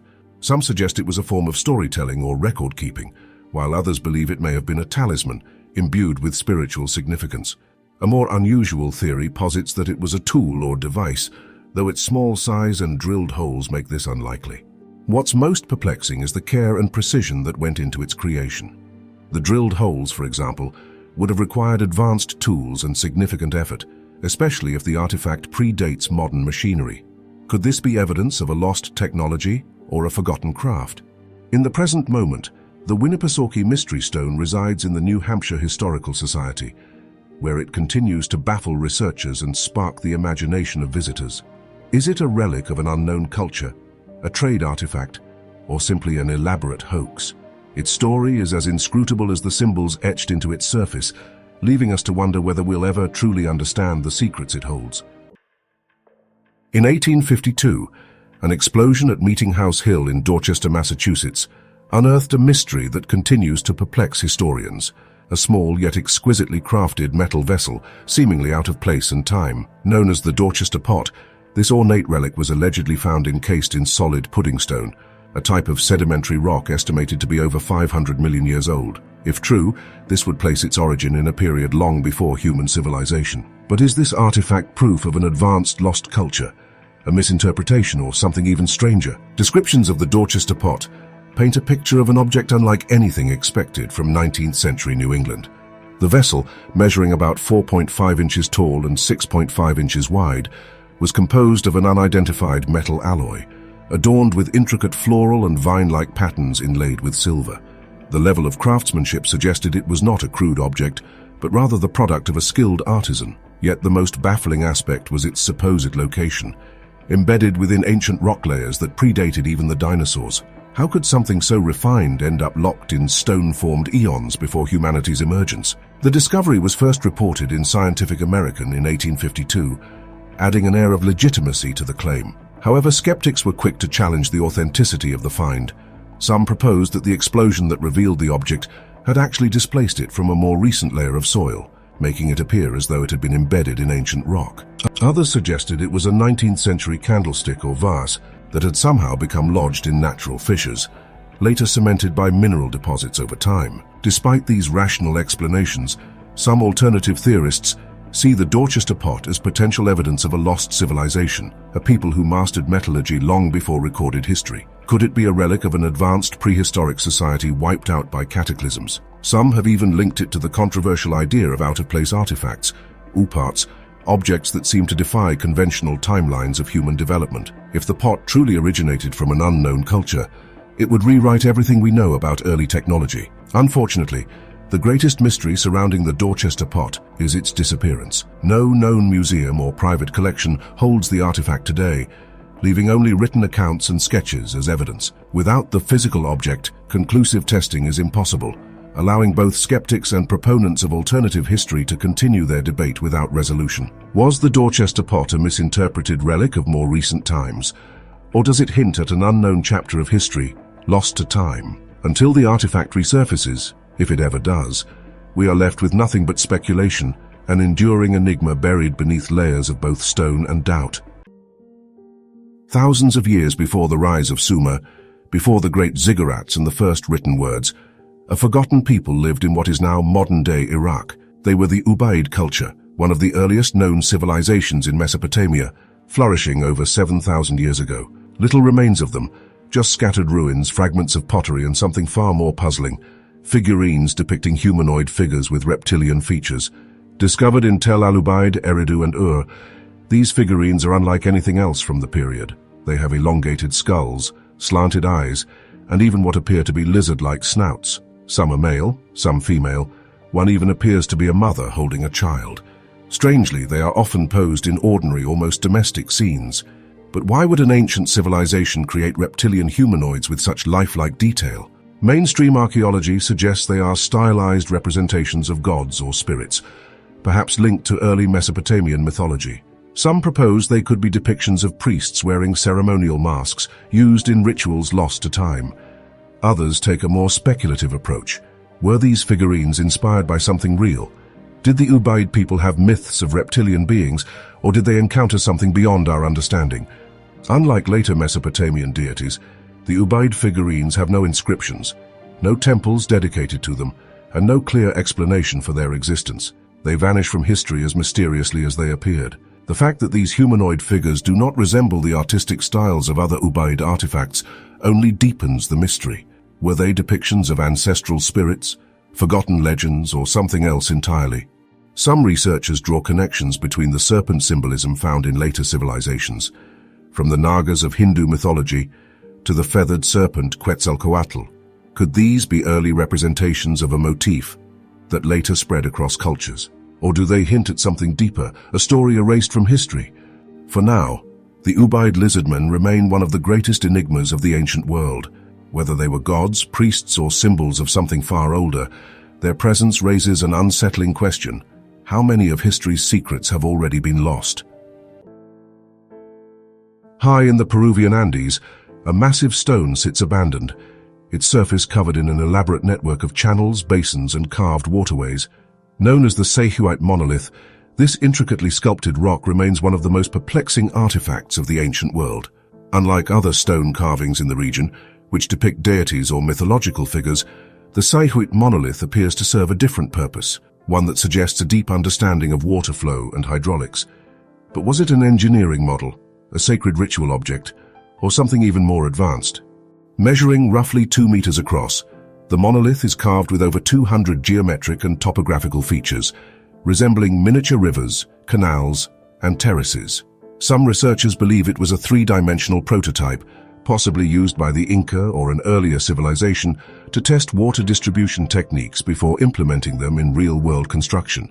If true, this would indicate an incredibly sophisticated level of hydraulic engineering, one that may have played a key role in the development of the region's advanced irrigation systems. However, others argue that the Sayhuite monolith was not merely an engineering tool, but a sacred object linked to water worship. The Incas revered water as a divine force, and many of their most significant structures, such as Machu Picchu and Tipon, incorporate intricate water channels believed to have both practical and spiritual significance. Could the Sayhuite monolith have been used in rituals dedicated to the water deities? Perhaps it was not meant to model irrigation systems, but instead to symbolically control water, ensuring agricultural fertility and prosperity through ceremonial offerings. Adding to the mystery is the fact that the monolith was deliberately damaged at some point in history. Large sections of the rock appear to have been broken off, leading some to speculate that Spanish conquistadors who sought to dismantle indigenous religious sites may have defaced it. Others suggest that the destruction could have been part of an Incan ritual, possibly to deactivate its power before abandonment. To this day, no one knows the true purpose of the Sayhuite monolith. It could represent a lost chapter in the history of Andean engineering, a sacred relic of water worship, or something else entirely. But one thing is certain: its creators possessed knowledge that modern scholars are still struggling to fully understand. On a remote island in the Pacific, far from the civilizations that shaped history, an ancient script lies carved into weathered wooden tablets. Unlike the great writing systems of Mesopotamia or Egypt, this one holds no Rosetta Stone, no key to unlock its meaning. It is called Rongorongo, the lost script of Easter Island, a language no one alive can read. The mystery of Rongorongo deepens when one considers its origins. Easter Island, or Rapa Nui, is one of the most isolated places on Earth. When European explorers arrived in the 18th century, they found no written records among the islanders, only oral traditions. Yet by the time the first missionaries began collecting artifacts in the 19th century, they discovered wooden tablets covered in intricate glyphs, strange symbols arranged in flowing lines, as if carrying forgotten knowledge. Where did they come from, and more importantly, what do they say? The most baffling question is whether Rongorongo developed independently. Writing is an invention so rare that it emerged in only a handful of places throughout history: Mesopotamia, Egypt, China, and Mesoamerica. But Rapa Nui was thousands of miles from any known literate society. Did the islanders truly create their own script in complete isolation? Or did an outside influence, lost to time, introduce the idea of writing to this distant land? The glyphs themselves depict stylized figures, humans, animals, celestial symbols, arranged in a unique format called reverse boustrophodon. This means the lines must be read alternately from left to right, then flipped upside down for the next line. But beyond recognizing its structure, no one has deciphered its meaning. Some believe the script recorded genealogies or religious texts. Others suggest it was linked to the cult of the Birdman, a mysterious ritual central to Rapa Nui's history. Yet the greatest tragedy of Rongorongo is that it may have already been lost when it was discovered. When missionaries arrived, they discouraged indigenous traditions, and by then, no islanders remained who could read the script. The tablets that survived, now scattered in museums, may hold the only written history of the island's past. Did they tell of the great Moai statues, the collapse of the island's society, or perhaps even contact with unknown visitors from the outside world? We may never know. Time has silenced Rongorongo. Whether it holds mere administrative records or a final message from a fading civilization, its meaning is locked away forever. A forgotten voice, carved in wood, waiting for someone who can finally understand its words. In the golden age of the Mali Empire, Timbuktu was a beacon of knowledge, trade, and spirituality, a city where scholars debated philosophy, poets wove words into history, and merchants brought goods from across Africa and beyond. But beyond its famed libraries and mosques, Timbuktu held another secret: the mausoleums of its saints. These sacred tombs, dating back to the 15th and 16th centuries, were more than resting places. They were symbols of divine protection, revered by the people who called the city home. For centuries, the mausoleums stood as silent guardians, their earthen walls blending into the Saharan landscape. Built from mud brick and timber, they housed the remains of Sufi scholars and Islamic saints, figures believed to watch over Timbuktu from beyond the grave. Locals made pilgrimages to these shrines, seeking blessings and guidance. To them, the mausoleums were not just monuments of the past, but living connections to their faith and heritage. But history, no matter how sacred, is never safe from those who wish to erase it. In 2012, Timbuktu fell under the control of extremist militants linked to Al-Qaeda. They saw the mausoleums not as cultural treasures, but as symbols of beliefs they deemed heretical. In an act of calculated destruction, they took pickaxes and hammers to the ancient tombs, smashing centuries of devotion into dust. One by one, the shrines crumbled under the weight of fanaticism, their destruction broadcast to the world as a warning. No history was beyond their reach. The people of Timbuktu watched in horror, helpless as their heritage was wiped away. International organizations condemned the destruction, but words alone could not stop the damage. The loss was more than architectural. It was spiritual, emotional, and deeply personal. The tombs had stood as a bridge between past and present, and now that bridge was broken. Yet, even in destruction, Timbuktu's legacy endured. After the city was liberated, UNESCO and local craftsmen began an ambitious project to rebuild what had been lost. Using traditional methods and materials, They restored the mausoleum stone by stone, defying the forces that sought to erase them. The act was not just about reconstruction, it was about resilience, about proving that history could rise again from its own ashes. But the question remains, can something rebuilt ever truly replace what was lost? The scars of 2012 linger, and the shadow of destruction still looms over Timbuktu. The mausoleums stand once more, yet their ruins tell a deeper story, one of survival, defiance, and the eternal struggle to protect the past from those who wish to see it forgotten. Carved into the rolling hills of southern England, a colossal white horse has watched over the landscape for thousands of years. Unlike any ordinary depiction of a horse, this figure is stylized and abstract, its sinuous lines forming an elegant yet otherworldly shape. From the ground it appears as a series of disconnected trenches, but from the air the full design is unmistakable, a creature galloping across the hillside, its origins shrouded in mystery. The Uffington White Horse, measuring 110 meters long, is located in Oxfordshire, England, and is the oldest known chalk hill figure in Britain. Dating methods place its creation at around 1000 BCE during the Late Bronze Age or Early Iron Age. But why was it carved and by whom? Unlike later hill figures which were created for decoration or political statements, the Uffington horse has persisted for millennia, with generations carefully maintaining its form. If neglected, the chalk trenches would disappear under vegetation, yet historical records show it has been continuously restored, suggesting it held deep significance for those who kept it alive. One theory links the horse to Celtic mythology, where white horses were sacred symbols associated with gods and warriors. Some believe it represents Epona, the Celtic goddess of horses, fertility, and protection.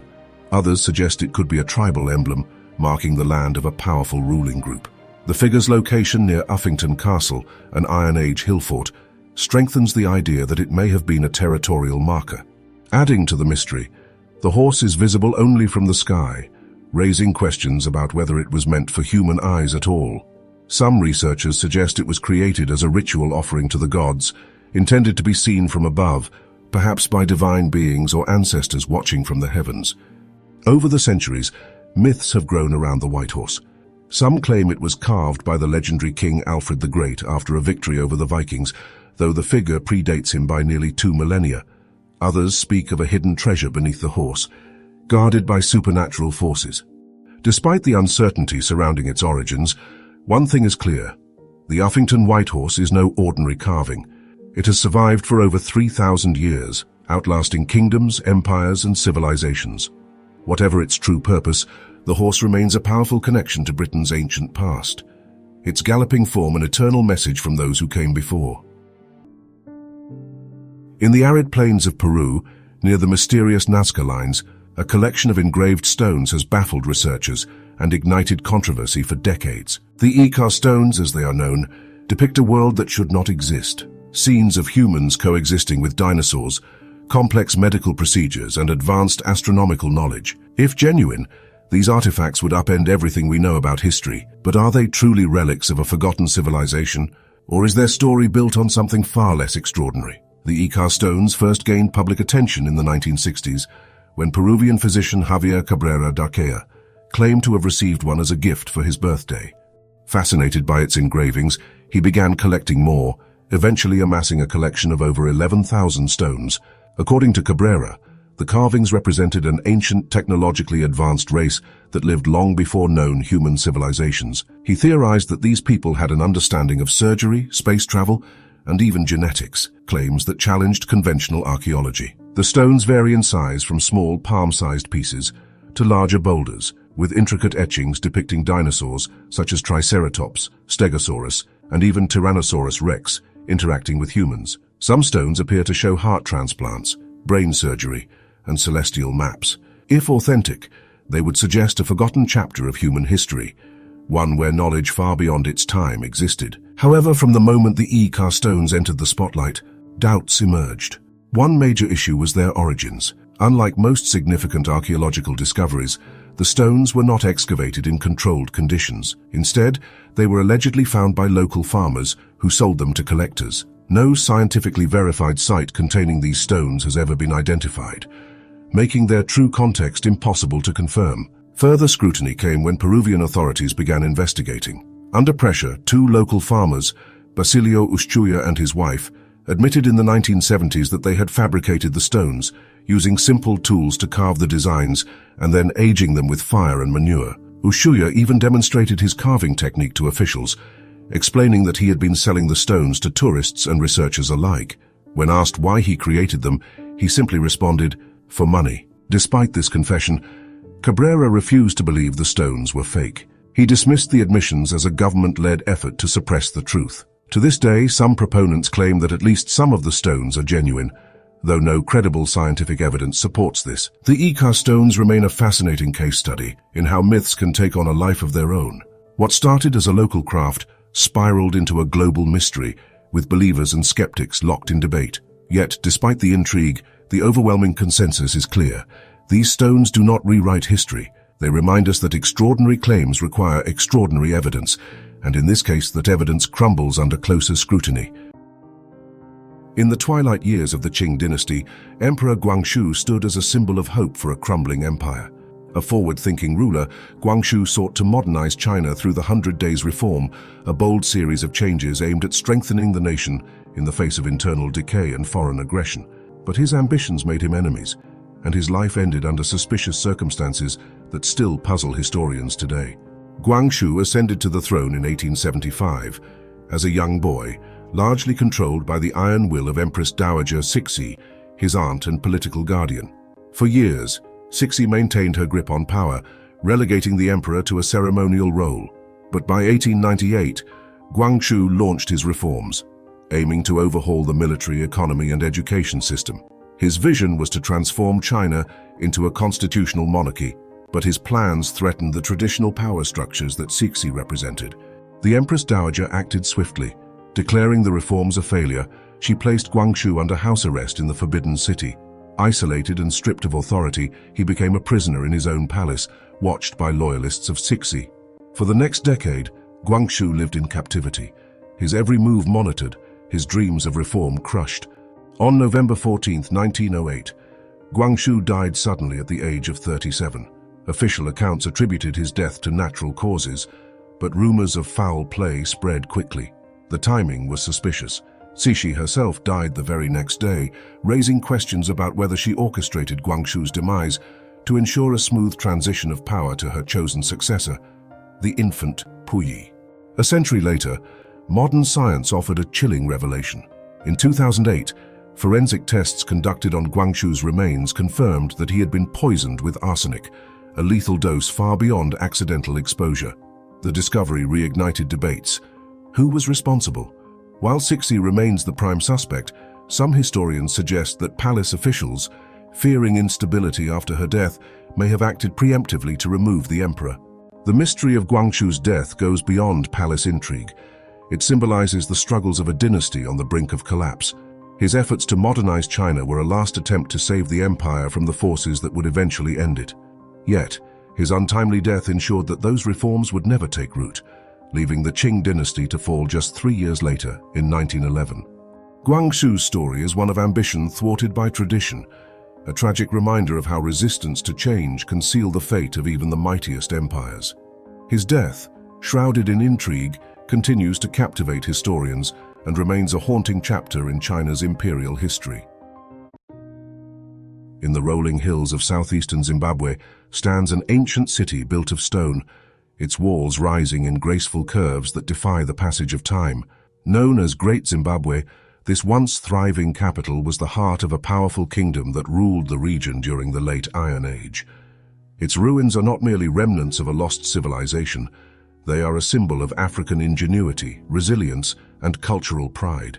Dating back to the 11th century, Great Zimbabwe was home to a flourishing society that commanded trade routes stretching across the continent and beyond.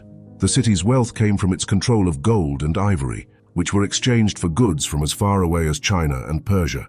Fragments of Chinese porcelain and Arabian glass beads found at the site bear witness to these vast connections, painting a picture of a cosmopolitan center that thrived in the heart of Africa. What sets Great Zimbabwe apart is its architecture. Unlike many ancient cities, it was constructed entirely without mortar. The walls, some over 11 meters high and spanning hundreds of meters, were meticulously crafted by fitting granite stones together with remarkable precision. The Great Enclosure, the largest structure, is an engineering marvel, with its outer wall gracefully curving around an inner passageway. Its purpose remains a subject of debate. Some believe it served as a royal residence, while others argue it was a ceremonial space symbolizing power and prestige. The hill complex, perched atop a granite outcrop, adds another layer of mystery. Its terraces and passages suggest it was a sacred site, possibly used for rituals that connected the rulers to the spiritual realm. From this vantage point, the kingdom's leaders could survey their lands, a reminder of their authority over the vast territories that stretched beyond the city's walls. Despite its grandeur, Great Zimbabwe began to decline in the 15th century. Environmental factors, such as deforestation and soil exhaustion, coupled with shifting trade routes, likely contributed to its abandonment. By the time European explorers encountered the site in the 19th century, it was shrouded in myth, sparking speculation about its origins. Early theories falsely attributed its construction to foreign builders, reflecting colonial biases that refused to credit African civilizations with such achievements. Today, Great Zimbabwe stands as a powerful rebuttal to those misconceptions. Recognized as a UNESCO World Heritage Site, it is celebrated as a testament to the creativity and sophistication of its people. Its name, derived from the Shona phrase, Dzimba Dzamabwe, or Houses of Stone, lives on as the name of the nation itself, a tribute to the enduring legacy of this remarkable city. As the sun sets over its stone walls, casting long shadows across the land, Great Zimbabwe feels alive with the echoes of its past. It is more than a ruin. It is a story etched in stone, a reminder of the greatness that once flourished in the heart of Africa, and a call to honor and preserve the heritage it represents. Among the treasures of ancient Mesopotamia lies a small, unassuming clay tablet that may hold the secrets of the cosmos. Known as the Sumerian planisphere, this artifact, unearthed in the 19th century near the ruins of Nineveh, is more than just a relic. It is a window into how one of the world's earliest civilizations understood the heavens. But its true purpose remains a subject of heated debate. The planisphere, inscribed in cuneiform, is dated to around 3,300 years ago and attributed to the Sumerians, a people known for their advanced astronomical knowledge. At first glance, the tablet appears to depict the night sky, mapping celestial events with remarkable precision. However, one detail has captivated researchers: the possibility that it records a catastrophic cosmic event, a comet strike that may have altered history itself. Deciphering the tablet's inscriptions was no small feat. Scholars believe it describes observations of a celestial object's trajectory, including calculations of its path. One prevailing theory suggests it documents a comet's approach, possibly referencing an event that caused widespread destruction in the region. If true, this makes the planisphere not only an astronomical record, but also a historical warning encoded in clay. Yet questions linger. Was the tablet intended as a scientific tool, a spiritual guide, or something else entirely? Some propose it was used for divination, a means of interpreting celestial movements as omens of divine will. To the Sumerians, the stars were not just points of light. They were messages from the gods guiding human fate. Adding to the mystery, the tablet's origin raises questions. It was discovered in the vast library of Ashurbanipal, an Assyrian king who collected knowledge from across Mesopotamia. This raises the possibility that the planisphere was a much older artifact, preserved and studied long after its creation. If so, what made it valuable enough to endure for centuries? Modern astronomers have attempted to match the tablet's data with known celestial events, with varying results. Some interpretations suggest it aligns with a specific comet strike, while others argue it could be a more general record of the sky as seen by ancient Sumerians. The ambiguity keeps the planisphere shrouded in intrigue. In the modern day, the Sumerian planisphere sits in the British Museum, a reminder of humanity's enduring fascination with the cosmos. Was it a scientific breakthrough, a divine map, or a record of disaster? Its clay surface holds more questions than answers, leaving us to marvel at the minds that gazed at the same sky we see today, and wondered, as we still do, what it all means. A forgotten manuscript lay buried in the archives of the Brukenthal National Museum, its pages untouched for centuries. When researchers rediscovered it in 1961, they expected nothing more than an old military treatise. Instead, they found something astonishing: the Sibiu manuscript, a 16th century text containing detailed descriptions of multi-stage rockets, liquid fuel propulsion, and even spaceflight concepts.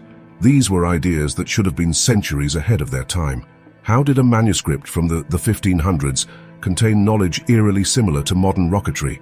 Did its author, Konrad Haas, possess insights that history failed to record? Or is this evidence of lost knowledge resurfacing in the most unexpected of places? The Sibiu manuscript consists of 450 pages written in German and Latin, covering various aspects of military technology, from gunpowder to artillery mechanics. However, its most astonishing section details designs for a 3-stage rocket, a concept not realized until the 20th century. Haas describes how liquid fuel could enhance propulsion, making him one of the first known individuals to theorize such an innovation. If genuine, this would place him among the pioneers of rocketry, 400 years before the space age. Haas was a military engineer in the service of the Holy Roman Empire, working on munitions and experimental weaponry. Some historians argue that his knowledge was purely theoretical, based on alchemical traditions and early gunpowder experimentation. However, his meticulous diagrams and descriptions of rocket stability, nozzles and fuel mixtures suggest a surprisingly advanced understanding. Could it be that the principles of rocketry were explored long before the likes of Tsiolkovsky and Goddard, only to be forgotten in the turbulence of history? The lack of evidence for Haas's rockets ever being tested adds to the mystery. There are no records of actual launches, and no physical remains of experimental models have been found. Some scholars believe that his work was too ahead of its time, dismissed or lost in the chaos of warfare and shifting political landscapes. Others suggest that the knowledge was deliberately suppressed, either seen as impractical or too dangerous. What makes the Sibiu manuscript even more intriguing is that it was lost for centuries before its rediscovery. Had it remained forgotten, the name of Konrad Haas might never have been linked to rocketry at all. Its reappearance raises the question: how many other historical documents containing revolutionary ideas are still buried in forgotten archives, waiting to be uncovered? Despite the debates, the Sibiu manuscript stands as one of history's strangest anomalies. Was Haas simply a brilliant but overlooked inventor, a visionary who glimpsed the distant future, or was he recording ideas passed down from an even older source? Until more evidence emerges, the manuscript remains an intellectual paradox, a document that should not exist, yet does, challenging everything we thought we knew about the origins of rocketry. Deep within the Temple of Hathor in Dendera, Egypt, a series of carvings stretches across the stone walls. Images so unusual that they have ignited one of the most controversial debates in archaeology. Among the many depictions of gods and rituals, one scene stands apart. A group of figures holding what appear to be massive, elongated bulbs, complete with filament-like structures inside. Could this be evidence that the ancient Egyptians knew of electricity? To mainstream Egyptologists, the answer is simple. The carvings are representations of mythological symbols, likely connected to the Egyptian creation story. The so-called bulbs resemble lotus flowers, from which a snake, symbolizing divine energy, emerges. Supporting this interpretation, similar motifs appear elsewhere in Egyptian art, but skeptics argue that this explanation ignores the striking resemblance to modern electrical devices. Some theorists point to the strange tube-like shapes, the snake inside resembling a filament, and what appears to be an insulated base. Even more intriguing, adjacent figures seem to be operating the objects, as if engaged in a technical process. Supporters of the ancient technology theory claim this could be a depiction of an early form of electric lighting, possibly used to illuminate temple chambers without soot-producing torches or oil lamps. Further fueling the theory is the Baghdad battery, an artifact from Mesopotamia that some believe functioned as a primitive electrochemical cell. If electricity was known in the ancient world, could the Egyptians have found a way to use it? Some experiments have even tested replicas of the Dendera carving, using electrostatic principles to generate light, though none have conclusively proven the theory. Critics argue that the absence of any physical evidence of electrical devices, conductors or infrastructure makes the idea impossible. No copper wiring, no ancient power sources, nothing beyond the carvings themselves. But others point out that the Egyptians were master engineers, capable of incredible feats, many of which are still not fully understood. If they did have knowledge of electricity, could it have been a sacred or closely guarded secret, lost to time? The Dendera light remains one of the most debated artifacts of ancient Egypt. Was it simply an elaborate religious symbol, or a glimpse into an unknown chapter of human history. Until more evidence emerges, it remains a riddle, one carved in stone, waiting to be decoded. Hidden beneath a grassy mound in Massachusetts, the Upton Chamber is one of the most mysterious underground stone structures in North America. At first glance, it appears to be a simple tunnel leading into the earth, but stepping inside reveals something far more intriguing, a carefully constructed passageway leading to a domed stone chamber, its walls fitted together with remarkable precision. Who built this structure, and for what purpose? Was it an ancient Native American ceremonial site, an early European construction, or something far older than recorded history suggests? Measuring about 14 feet in length, the tunnel leading into the chamber narrows just before opening into a corbelled stone room, nearly 12 feet in diameter and 10 feet high. The precision of its dry stone construction, with no mortar holding the stones together, has allowed it to remain intact for centuries. This level of craftsmanship raises an important question. Could this be the work of pre-Columbian European visitors, as some theories suggest, or does it have indigenous origins? Some archaeologists believe the chamber was built by Native Americans, possibly for ceremonial or astronomical purposes. Many indigenous cultures of the Northeast constructed stone enclosures for spiritual practices, and some researchers speculate that the Upton Chamber could have been aligned with solstices or equinoxes. Similar alignments have been found at other prehistoric sites, such as America's Mystery Hill. However, no definitive artifacts or markings have been found within the chamber to confirm its purpose. Other theories propose that the chamber was built by early European settlers, though no records exist of its construction. Some have speculated that colonial farmers repurposed an older structure for storage. However, the sophisticated corbelling technique is unusual for settlers, leading some to believe it predates their arrival. More controversial is the idea that it was built long before Europeans arrived, possibly by an unknown group of pre-Columbian visitors. Some enthusiasts point to similarities between the Upton Chamber and ancient megalithic structures in Europe, such as passage tombs in Ireland or chambered cairns in Scotland, suggesting a transatlantic connection. Others draw comparisons to dolmens in Portugal and Brittany, but without direct evidence, this remains speculative. Despite its mystery, the chamber has been remarkably well preserved. Was it a burial site, a ritual space, or a shelter from an ancient era? Could it be a remnant of a lost architectural tradition that once spanned continents? To this day, the origins of the Upton Chamber remain an unsolved mystery. Was it a sacred Native American site, an early colonial construction, or evidence of an unknown chapter in history? Until more discoveries are made, it stands as a silent monument to the past, waiting for its story to be uncovered. Beneath the cold, murky waters of Lake Michigan, something ancient rests in the depths. In 2007, a team of archaeologists scanning the lakebed for shipwrecks made a startling discovery: an arrangement of massive stones lying 12 meters below the surface. But one stone stood out from the rest. Etched into its weathered surface was a carving, a crude yet unmistakable depiction of a mastodon. If authentic, this could mean the site is over 10,000 years old, dating back to an era when early humans hunted these now extinct creatures.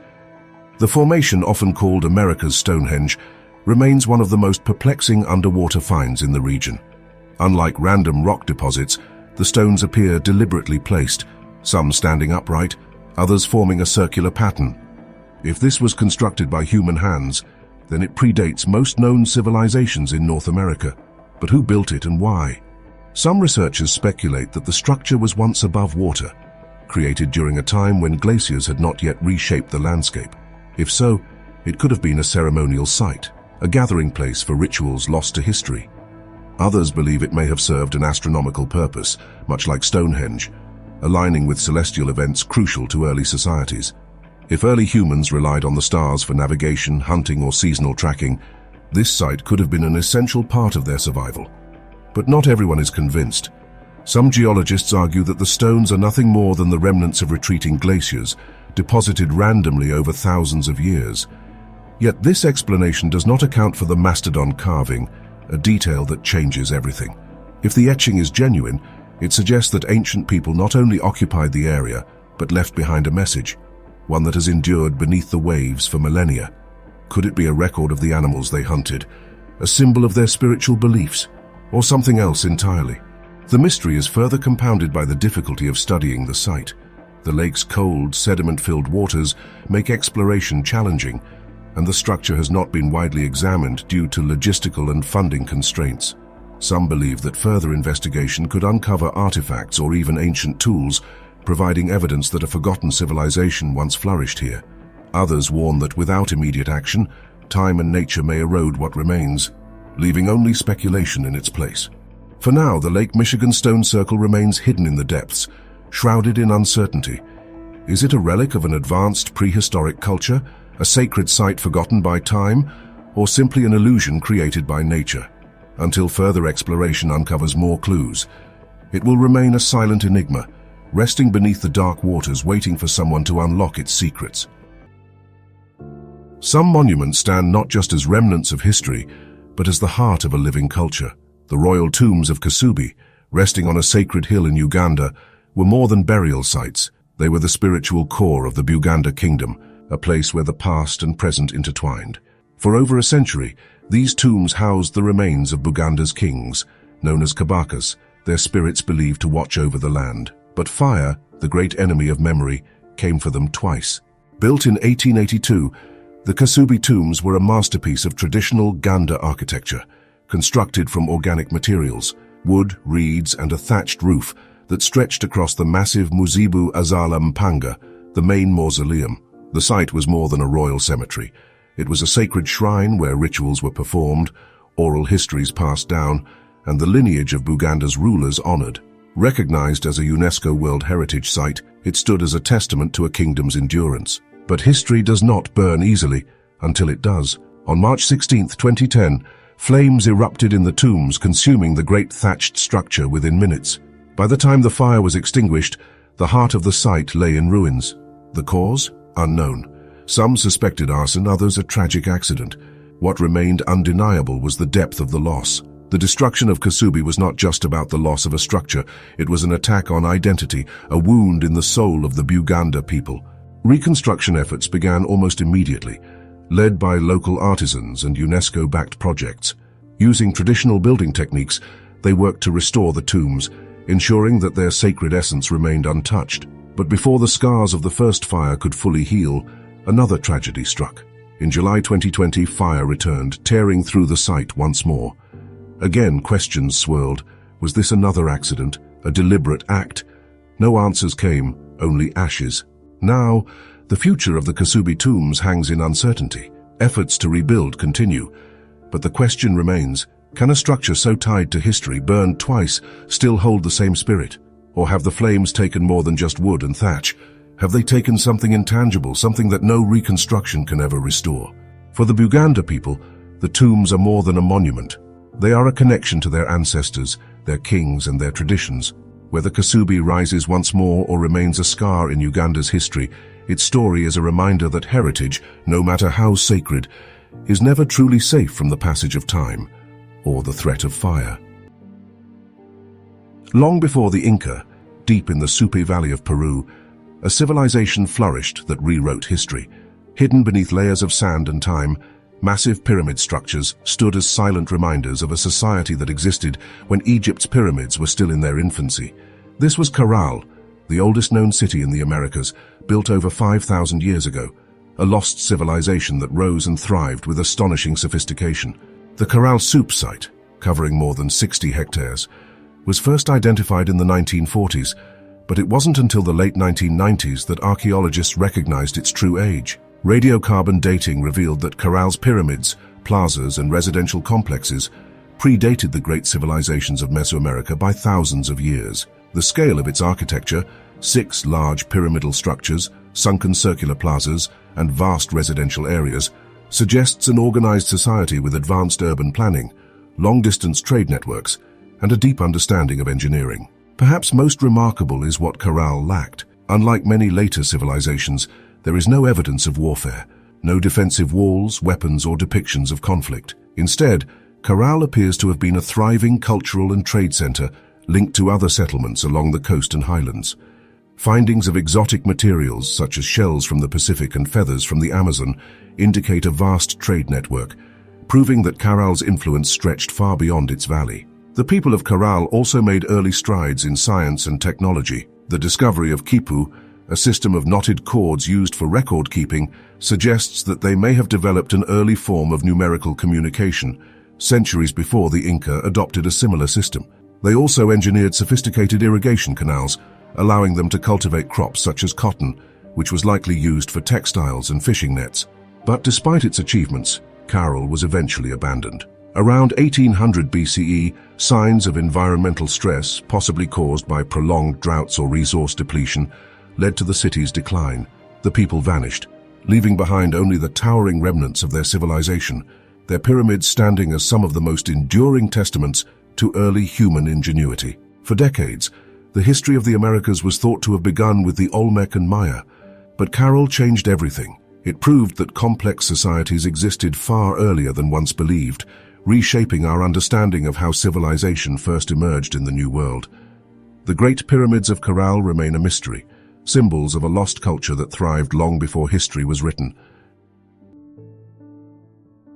In the summer of 1917, in the quiet village of Cottingley, England, two young cousins, Elsie Wright and Francis Griffiths, ventured into the woods behind their home with a camera. When they returned, they claimed to have captured something extraordinary, photographs of delicate, winged fairies dancing beside them. At a time when the horrors of World War I weighed heavily on the public, these images offered something rare, a glimpse into a world of magic and wonder. But as the photographs spread, a question emerged. Had the cousins truly documented a hidden realm, or was there a more earthly explanation? The 5 Cottingley fairy photographs became an instant sensation. When Elsie's mother showed the images to the Theosophical Society, a group dedicated to mystical beliefs, they were quickly embraced as evidence of supernatural beings. By 1920, the photographs had reached the eyes of none other than Sir Arthur Conan Doyle, the famed creator of Sherlock Holmes. A devoted spiritualist, Doyle was eager for proof of unseen worlds and published the photos in the Strand magazine, declaring them authentic. His endorsement gave the images unprecedented credibility. But even as the world marveled, skeptics voiced their doubts. The fairies in the photographs looked suspiciously like illustrations from popular children's books of the time. Their delicate outlines seemed too crisp, their movements oddly static. Yet, photographic analysis of the era could not definitively prove the images were faked. With the backing of Doyle and other believers, the Cottingley fairies retained their aura of mystery for decades. The truth, however, was far simpler. In 1983, after more than 60 years of speculation, Elsie and Francis finally admitted that the fairies were cut-out paper illustrations, carefully posed and held in place with hatpins. They had never expected the images to gain such attention, and as the legend grew, they found themselves trapped in a lie too big to escape. However, even in their confession, there was one lingering mystery. Francis insisted that while the first 4 photos were staged, the final one was real. Whether she truly believed this or wished to keep the magic alive remains unknown. The Cottingley fairies stand as one of the greatest photographic hoaxes of all time, a testament to how badly people want to believe in the extraordinary. They fooled scientists, writers, and the general public, proving that sometimes the desire for wonder outweighs skepticism. Even today, the images remain iconic, a symbol of both childhood imagination and the power of a well-crafted illusion.